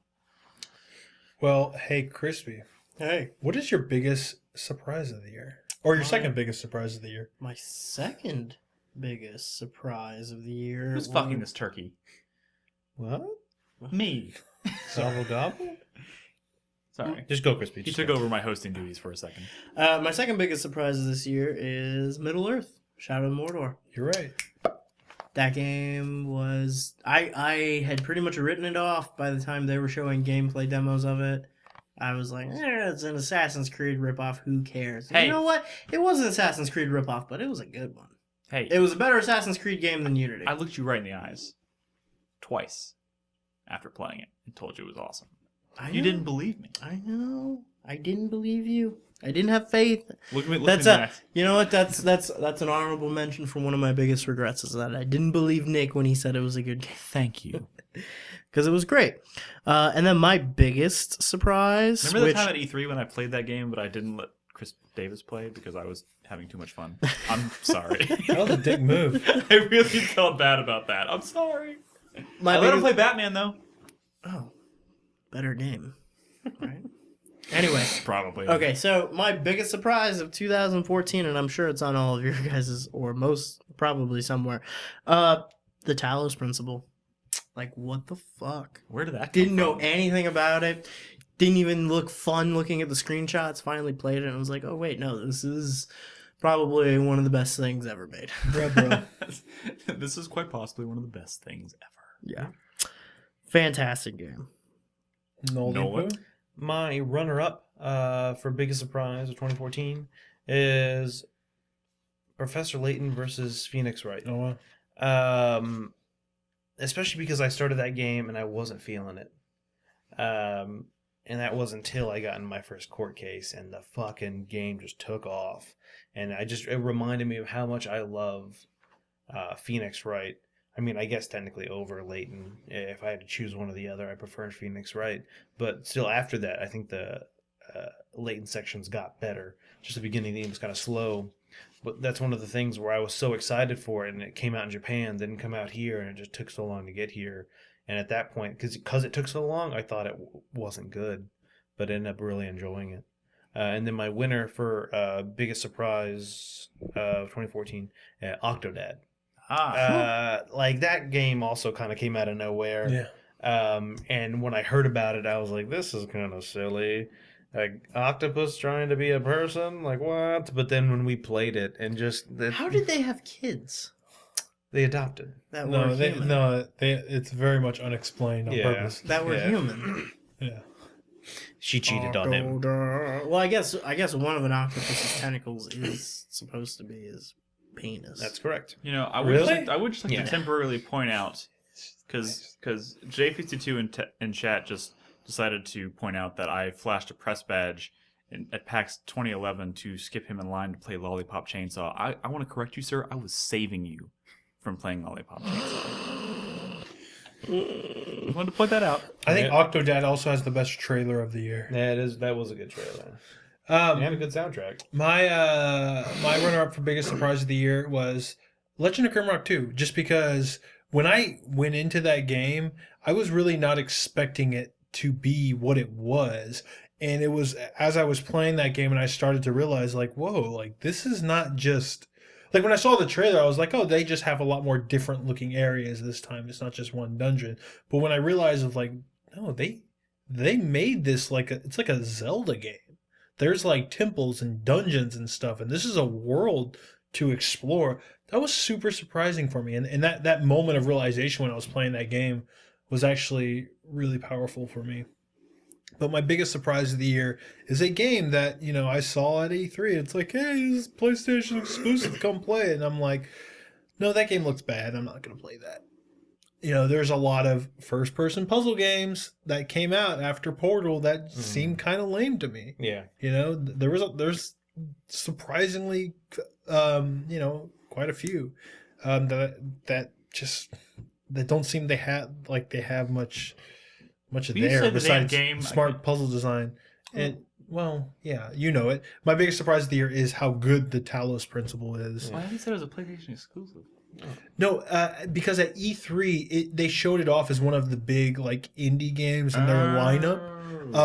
In their lineup that's coming to PS4, and they had it on the show floor, and I saw it and I was like, nope. Oh yeah, I think I saw it too. I didn't play it either. I was like, nope, why would I play that? That looks bad. But it's surprising me, not just in its incredible puzzle design, but like in all those other little weird narrative ways that I was not expecting.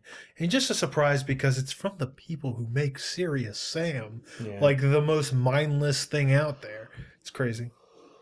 All right, my runner-up is the Talos Principle. Nice. For all the reasons that Brad and Crispy... Did you say it? I didn't say it. It's one of my honorable mentions. But that game is surprising in so many ways, and the fact that it came out so late in the year, but man, it's just it's dominating my, like, when I'm looking back on the year and as a whole, it's like dominating my thoughts. It's a pretty fantastic game, and it's so mind-fucking. Like you have to literally try things that you just flat out don't think will work, and sometimes they fucking work. Yeah. And that is such a good feeling. But my biggest surprise of the year is fucking PT. Yeah, that's a good surprise, like, in a lot of ways. Not only is that playable teaser surprisingly good as a horror experience, but the announcement that it was leading up to blew my fucking mind. Yeah. Like, I can't tell you how many times I've thought about like what my ideal Silent Hill game would be. I shit you not, I have at times thought to myself, what if Hideo Kojima, because it's Konami, teamed up with someone like Guillermo del Toro who does really crazy horror shit? Like, what if that came together? I've thought about that before. And then somebody in fucking HipChat, Jaeger in HipChat, Nick, did you see the news? Did you see the news? And I was like, you're full of shit. And then he sent me a screenshot. And then my life changed. I still can't fucking believe it. Yeah. So that was a crazy awesome, like, that was proof to me that dreams do come true. If 2014 proved one thing to me, it's that dreams do come true. They announced a new fucking... Glad some dreams come true, Nick. I'm glad somebody's dreams come true. Hey, your dream came true at E3. Yeah, actually. There was some pretty cool stuff there. My dream of buying an Xbox One, which was never a dream of mine. I'm trying to allude to the announcement of that Xbox One exclusive and something I can't remember the name. Phantom Dust. Yeah. I kept wanting to say... Never mind. Dusty Phantoms. Phantom Dust. Let's get some energy back into this room, guys. Yeah. Come on. Woo! I need to move my nose. Time for biggest disappointment. Home stretch, man. Home stretch. Let's do this. All right. Let's get some energy about the biggest disappointment. Look, penis bottle. Okay. Must be bottle penis. Who wants some eggnog taffy? Hey, just so you know, I only Wait, have seriously? 7% left in my battery, so let's move Oh, this okay, along. let's motor. Let's motor. Biggest disappointment, Runner up. 2014. My runner-up is the lack of competitive multiplayer in Assassin's Creed Unity. That really is salt in the wound, huh? That fucking sucks. Yeah, like Assassin's Creed Unity probably would have ended up on my list if it still had that fucking multiplayer. What if it did, but it was broken as fuck? Well, I don't know. Because I'm not prepared to answer that question. The internet because connection, how bad could it have been? the It online could have been bad. connectivity of Uplay is part of what was making that game run like dog shit. I know. That fucking Ubisoft. What? That's terrible. And then my biggest disappointment, I've already covered in great detail. Destiny. Destiny. Yeah. For reasons stated above. Nolan? So my runner-up for biggest disappointment of 2014 is Yoshi's New Island. Oh, yeah. I fucking loved Super Mario World 2 Yoshi's Island. I fucking loved What could go that wrong, game. As a side note, did y'all see the guy who was playing it blindfolded at Awesome Games Done Quick? There's a lot of blindfolded runs. Yeah, That shit's but anyway, I crazy. fucking loved that game, and then this one came out, and it was so fucking bad. Ruined your childhood, no? It was so bad. But then There was a Yoshi's Island game on the DS that sucked too. Poor series. Oh yeah. And then my winner for biggest disappointment is Watch Dogs. Mainly just because I was really excited for that game, and I did enjoy it. Did you ever finish it? No, I still haven't. This is one of those things that took me forever to get past that one point. I finally did, Yeah. and I just haven't. I know I'm close. From everyone I've talked to, they said I'm really close to the end, and it's one of those things where it's like I was just so disappointed. I didn't think the ending would change my opinion of the game. I'll still try and finish it since I'm close. But yeah. Well, it was a disappointing year for me in a lot of ways. There were some games I was expecting more out of, but I didn't really get it. But my runner-up for biggest disappointment is a game I probably shouldn't have been disappointed by, but it's disappointing in the grand scheme of things, and that's Castlevania Lords of Shadows 2.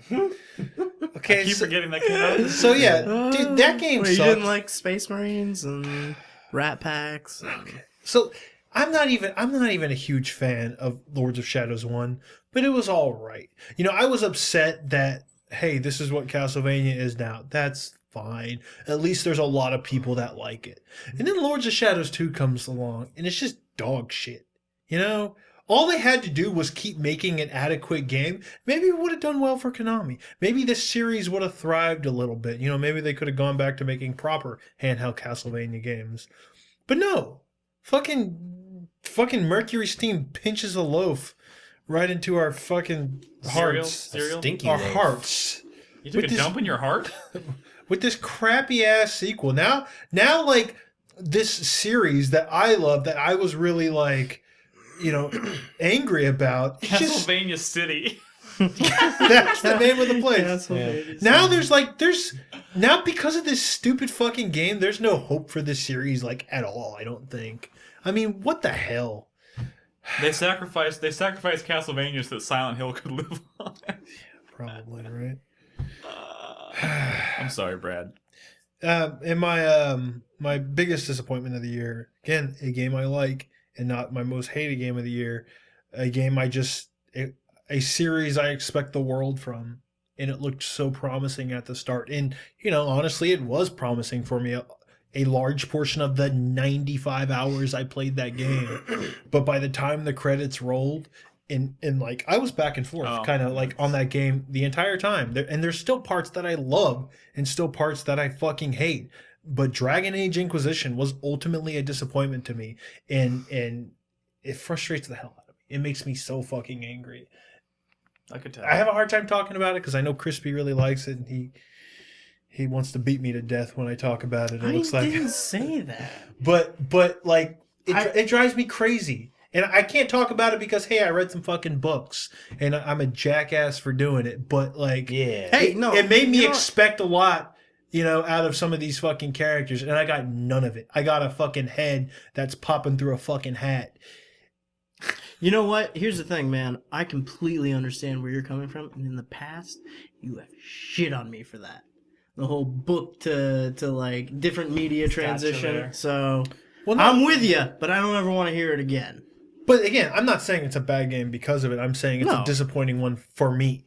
Yeah, You know, and again, you got to understand that Dragon Age Origins is one of my favorite games of last generation. So I have lofty expectations.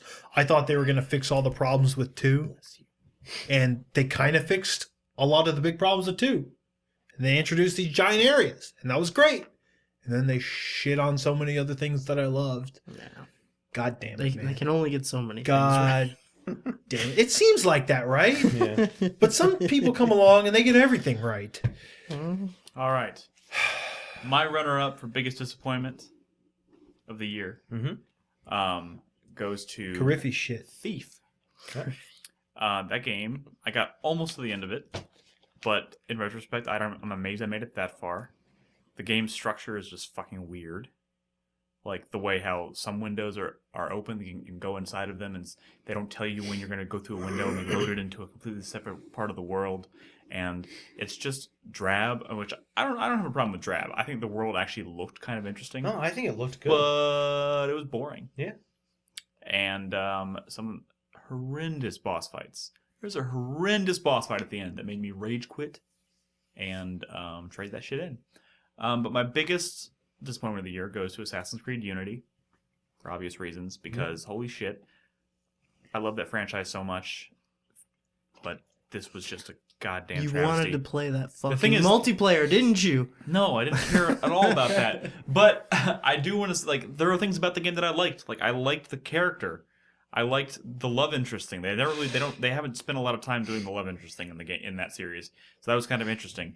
And just to hear them say that they have trouble programming or coding or whatever they said women, like that female character was a great character design, and there was no reason that it couldn't have just been reverse roles where she was the assassin and he wasn't. That wasn't their excuse. I know. I don't. The remember biggest specifics problem of with that game was that everything that was good about it was a fallback to previous good Assassin's Creed games. Yeah. Everything that was new about it was terrible. Except for some of the missions were actually way more open, which I liked. But then again, once you get inside, it has the same technical Like problems. the mission where you rubber band chase a hot air balloon. Oh god, Oh, yeah. that was where you're running across the rooftops to stick with the hot air balloon. It's like, all right, no more tailing missions, but we'll give you bullshit like that. That's, Yeah. Also, the weakest implementation of like modern day sequences the series has ever had, in my opinion. Give me the fucking Assassin's Creed 4 Black Flag modern day sequences any day of the week. I love those actually. This was drab and just random. Didn't make a whole lot of sense. I don't know. Maybe I'll go back and finish it just because I feel obligated to, because I love the franchise, and I'll play even the bad ones probably. But it's just what the fuck. I finished it and I can't even tell you what happened. Fuck, man. Like- Fuck. It's just. Anyways, It's just, it's a travesty. Anyways, any honorable mentions for biggest disappointment? I got some. Thief. Bayonetta 2 was disappointing to me in some ways. Bravely Default was a big disappointment for me. I expected a lot out of that game. Yeah, that Lords, just got tedious. Lords of the Fallen. I wanted that to be good. I wanted to at least be like passable. And Did you still have that? no. Oh. No. Another big disappointment for me is Transistor. It just Oh, yeah. I didn't. It didn't get its hooks in me the way I hoped. It didn't. would. It didn't have the same feeling that Bastion did. The thing is, I went back because I was recording footage of it for our Game of the Year videos. Went back and played it. I actually started the whole game over again because I couldn't remember how the systems worked.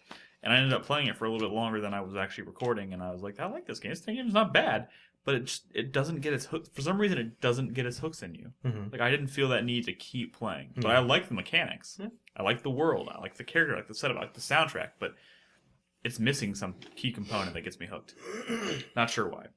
Hey, our next award is a new one, and I'm excited about it. Woo, energy! Crispy. Woo! Wait, this one is the Asterisk This Award? is the Asterisk Award. I don't know. I just realized I don't know how to say that word. Asterisk. Asterisk. Asterisk. It's not asterisks. Asterisk. It's asterisk. Okay. This is an award that we concocted because we realized there was a lot of stuff we played this year that technically came out this year that doesn't quite fall into the category of, or doesn't quite land itself in the same category as everything else where we can put it on our top 10 lists. This is a game we wanted to honor, maybe talk about on our top 10 videos, but we couldn't for one reason or another. So this is the Asterisk Award. Crispy, go. My runner-up for the Asterisk Award Asterisk. is... That's what I said. Thank you. That's what I said. Asterisk. Asterisk Award. Just say it. Is Tales from the Borderlands Episode 1. Because that shit was funny. That was a good fucking Telltale game. If you like what they've been doing with Walking Dead and Wolf Among Us, this is Crispy. it. Let's When be you clear. talk about that game, you're beaming, and that energy makes me want to play that It's game. sad, should. too. Even though Why I don't fucking you? hate. Dude, I hate Borderlands too. But I'd this rather game hate is Borderlands good. more than you. But this game is good. It's a lot of fucking fun. It's just fucking play it, man. Do you have to walk around and like click on a lot Not of really. stuff? Okay, good. You do. There's like 2 or 3 scenes where you do that. Okay. But most of it is kind of like just shut up and play it, man. I It's will. So much I will. Fun. I will. It's so much fun. I will. Anyway, I'll play it. I'll play it too. No, you won't. And my winner for the Asterisk Award, Asterisk. Award 2014, is The Last of Us Left Behind. Because, fuck, man. I wouldn't let any of you put it on your top 10 list. Because he That's wouldn't why. let us put it on the list. Hey, you know, it's my winner too. And Hey, look at that. I'll It's just my say, winner too. I'll just say this. I'll just say this. If we could have put it on our top 10, it would have been my number 1. Absolutely. That's a good It would be. runner-up. It's my winner too. It's Nolan's We too. all picked the Well, let's same have a big game. woman. We all agree. So, So my runner-up though, for the Asterisk Award is Hand of Fate. Which is a lot of fun. Yes. we played that it's- at PAX. It was Yeah, we pretty played cool. at PAX. It's not. I guess it's technically early access. It's but it's a really good roguelike card deck building game. Yeah, it's a deck building adventure. Yeah. Which is cool. It's But they're- roguelike? Yeah, It's a roguelike? Yeah, because it's randomized. because every time. the cards are randomized, but then you go into a third person action fighting game when you're doing it. yeah. It's So it's a lot of fun, a lot of potential. I can't wait till they finally release it. But yeah, and then my winner is The Last of Us Left Behind DLC in its entirety. It's only 3 hours, but it was probably the best 3 hours of gaming I played this year. dude. It stuck with me for a while. Yeah. God damn it. I watched the final scene. Or I watched several scenes from it earlier today, and I started getting teary-eyed. But as we all know, that comes pretty easily for me. Brad has cried once during this podcast. Well, my runner-up is, you know what? It's not my winner. What? No, you can't change that shit. Fine. It's too late, Brad. Fine. My runner-up is a game that probably would have been my number 2 of the year if it counted as a game. But FTL Advanced Edition, the expansion for FTL was so fucking It was. good, man. It was so fucking good and smart, and I love FTL. It is It good. is. It's so good. They added mind control, which is like it's a must take. The cloning bay. The clone. That's so creative. Yes. But the fucking. Like, I never play that game without mind control now because that's the best defense against invaders. You have 2 invaders, mind control one of them. You don't even have to worry about them Just anymore. kill You each just other. fight each other. Yep. The hacking was smart. The new race that they had that sucks out all the oxygen out of a room and, like, managing a ship with those guys on it, so fucking It's good. brilliant. My God. Killing invaders with those dudes who just suck oxygen out of the room. Oh, I fucking love that game. So 1 and 2 of this year, fuck everything else, Left Behind and FTL Advanced Edition. That's how I roll. All right. My runner-up is the Whistleblower DLC for Outlast. You all know I loved Outlast last year. This DLC was pretty damn good. It was more Outlast, definitely more Outlast, but man, that game just, I always say fear is subjective. Everyone interprets fear a little bit differently. There are some people are scared of one thing while not scared of another, but that game just fucking makes me tense like Tybo. very tense, like fucking A little starfish. like Alien, like a little starfish. Alien Isolation is the only other game that I played this year that makes me more tense than Outlast. And the Outlast DLC was really fucking good. It had kind of a cool story because, I'm not going to bore you with the details of the original Outlast story, but it was kind of a cool twist on it. And just go play it. Just go play it. It's fucking cool if you like horror games. If you like running from things that are chasing you through the dark. That's a good game. A couple honorable mentions real quick.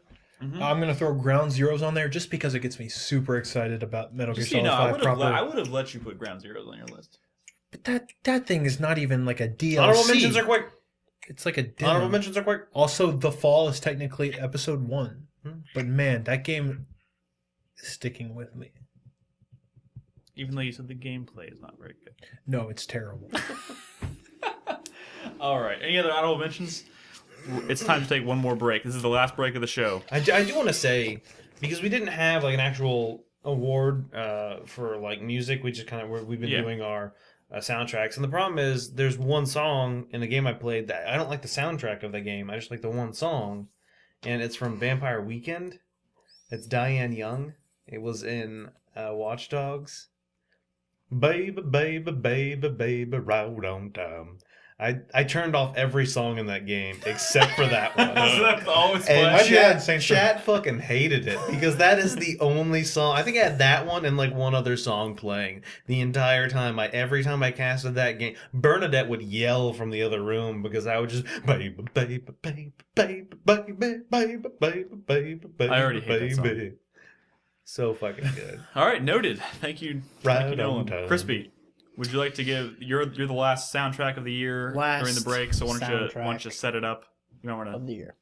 My selection for best gaming soundtrack of the year was the Banner Saga, which that soundtrack was composed by Austin Wintory, the fella who won a Grammy for the Journey soundtrack. So was the Grammy for the Journey soundtrack? Yeah. Wow. Or wasn't it? No, wait, that doesn't make sense. That's not a thing. No, he has a Grammy, and he did the Journey. Wait, Well, don't worry about it. we know those two facts. We don't know how they correlate, but we know those two facts. And he's actually getting into a little bit of trouble over the soundtrack, it seems, with the Musicians Guild, his local 47 out in Los Angeles, because he actually came to Texas and blah, blah, blah, and he's paying money and they're mad, or he's not paying money. They want him to pay a fine. It doesn't matter. It's a great soundtrack. The track I selected was kind of like the main theme. It's called "We Will Not Be Forgotten." Very orchestral, a lot of brass and horns. Very, very good. Enjoy. Cool. We'll be back in just a moment with our final award of the night. That's our number 11 award. These are the games that just barely missed our top 10 list, because after today, our top 10 videos will start hitting YouTube. So stick with us. We'll be back in just a second.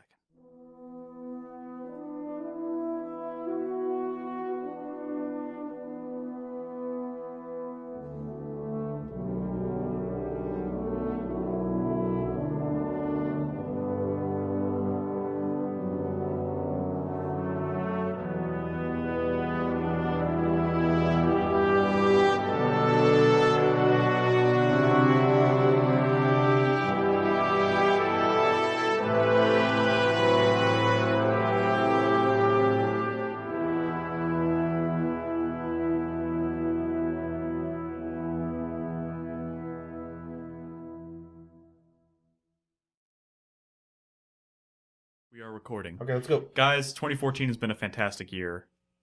Kind of, depending on how you look at it. It's yeah, it hasn't been horrible. Yeah. It has not been terrible. Was your number 5 the Talos Principle? No. Please don't talk about this on the podcast. Okay. Don't start guessing now. All right. So as you all know, we always round out the year with our top 10 videos. Each one of the staff puts together a video talking about our top 10 games. The first one's hitting tomorrow, and I think it's actually mine. Oh. Starting with mine this year. So my video should be going live tomorrow. But each day after that, we should be launching a new one. So look for those. They'll be on YouTube. We'll put them on the front page of the site. By the way, new website coming next week. Yeah. Potentially. Hopefully. Did you know? PAX South is next weekend. Yes. I'm getting nervous, guys. Don't make me nervous. PAX South is next weekend. We'll be launching the website on the same day. We're very, very, very, very, very excited. It's a big week. Big weekend. Big weekend. Big weekend. Really, really Big stuff. So that should be fun. But in the meantime, please check out our top 10 videos. And then after all of our staff videos are out, we're going to have our top 10 community, our top 10 video for the community.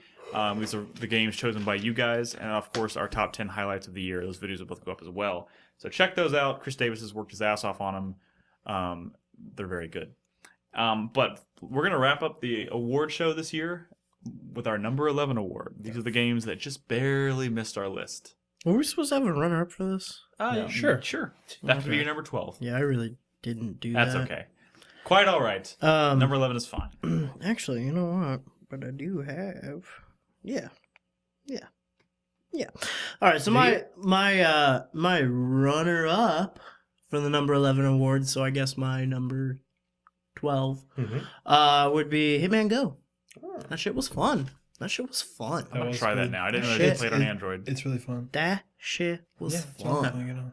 I like this game. Shit was fun. It was good. Number 12. And then my number 11, the one that just barely made my list, and this one was rough. This one was Hard not this to put it should on. be a number 10.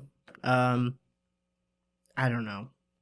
It's tough, man. It's tough. It's hard out here, you For know. a pimp. For a pimp. Yep. When he's trying to make his money for the rent. What is it? Jazz Punk. Oh. Just barely missed my list. There were other more kind of substantial games that kind of needed to go ahead of Jazz Punk, but that was a fun, very entertaining. What was it, like 3 hours to get through? 3-4 hours. I don't know. It's great. It's great. Jazz Punk. Jazz Punk. Good choice. Nolan. So my runner-up for so my number 12, 2014, is the Talos Principle, and the reason it's so low on my list is because I didn't play it until like already after I had gotten my list of Chris. You know what I'm saying? It was end of the year. Missed the deadline. Yeah, I was out of the state, and then I was out of town, then all this other stuff. So I didn't have enough time to play it on time. But don't get me wrong, I still love what I played. And then my number 11 is actually going to go to Hitman Go. That's one that was initially on my top 10, but towards the end of the year, it got bumped off. Yeah. But that's just a fantastic game. God, I got to play this. Yeah. I think you'll like it. It's really good. It's really sleek. It's so fucking sleek. It looks sleek. Slick. Slick. Stylish. Speaking of slick, what's your Um, number 12? My number 12 game of... Oh, this is tough, guys. My number 12 game of 2014 is Bayonetta 2. Mm. I do really like this game. It's my 12th favorite game of the year. I do really like this game. I'll say, like, one of my favorite parts of this game was the fact that those Nintendo costumes were pretty awesome. You know, all the cool different things you could do in them, and they looked awesome and they were cool. But when I take a step back, I realize that my favorite part of this game is an outfit. And I look at some of the more serious problems, and that's probably what kept it off my top 10 list. It didn't excite me like it should have. And that's fucking weird. So yeah, it didn't make it. It just wasn't in my heart like the first one was. My number 11 game, my runner-up, my number 11 game of 2014, the one that just missed my list, struggled with this one, was a game I played early in the year that I did really enjoy. I'm sure it's going to be on maybe a couple of y'all's. Castlevania Lords of Shadow Nope. 2. I know what it is. Wait, no, you don't. I do. No, you don't. Just answer. We know. You don't know because it's on somebody's list. We know. South Park and the It's out. Yeah, that's what I fucking say. South Park and the Stick of Truth Yeah, see? was actually one of the big surprises for me this year because who knew that a fucking South Park game would be kind of awesome. Like kind of like a really like not just really funny fucking game, but it's this RPG from Obsidian, and some of those the game might be a little easy, a little simple here and there, but like there's some really smart ideas in this game, and it was a really good idea to kind of go with the kind of the Mario RPG style combat. It's really fun to play. Some great fucking moments. It was legitimately funny. If I started listing off a longer list of some of my favorite moments from the year, a lot of moments from South Park would probably start popping up on that list. Yep. And the only reason it didn't make my top 10 is because, my top 10 is filled with a bunch of games that I really do kind of truly. Well, we'll get to that in my video. Fair enough. 9 games that I truly love. And 1 game that I don't know about. Cool. All right. Number 12 for me, runner-up from the number 11 award goes to Infamous Second Son. Played that game a lot. I found it to be a really solid superhero game. The traversal was really fun. The switching up of the powers was really cool. It was nice to be able to switch and keep things feeling kind of fresh throughout instead of being stuck with the same electrical powers the entire game. And the game I'm surprised. I thought you were kind of really jamming on that game. I was really jamming on it. And I actually liked the main character too. Delson was a pretty cool character. The villain had an interesting. You got a bad cough. The villain had interesting motivations, which I thought was pretty cool. And I like the city of Seattle. I like it a lot. That's why I like PAX Prime. Aside from the fact that Joseph's there, that's cool too. But I just fucking like that city, and they did a pretty cool job of recreating it. So that was all very nice. But something didn't quite make the cut. But just barely missing my list, and this was on and off my list. I went back and forth between my number 10 and my number 11 several times. Wolfenstein: The New Order. Oh, wow. That game. I'd peg that for being on your top 10. Yeah, no one really talked about that at all this show. It was really hard to knock that off my list because I was certain at a certain point during the year this was going to make it on my top 10 list, but there weren't a whole lot of there wasn't as many really good games this year, I think, as some of the years past, but the ones that were really good were really fucking good, and that just made a really hard decision. But Wolfenstein is a fantastic first-person shooter. Mm-hmm. It's a really cool take on the universe. I liked the characters. I liked what they were doing with the story, the romance between the main character and there's another character in the game that's pretty good as well. The villain was really cool. Just some of the over-the-top moments were really fucking awesome. The weapons were great. There was just it was just really solid from top to bottom. And I like what they did with it. Wolfenstein always has kind of its own spin on the whole Nazi thing. And this time it was, the Nazis are, harnessing machines and creating all these killing robots and whatnot. And that was really fucking cool. So I highly recommend it. I'm kind of bummed I didn't get to put it on my list, but it'll probably make it on someone else's, I'm sure. But I highly recommend it. Anyways, is there anything else you want to say? Because this is it.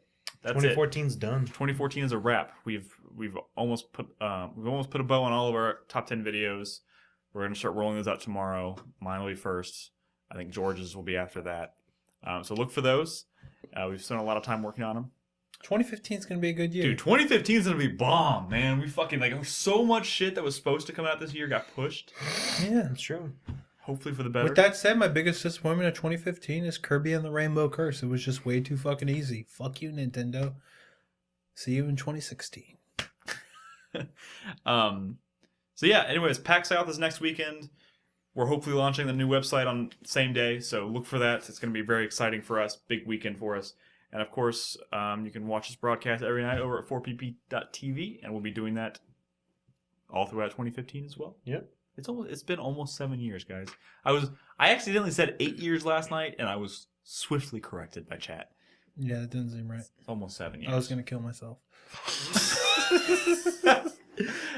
So next year. Yes. All right. Anyways, thank you so much for watching or listening if you're listening at home. We'll catch you next week. I think next week's our first regular show of 2015. Yep. Whoa. PAX. Can't wait for PAX. Bye. Bye, guys. Okay. Later.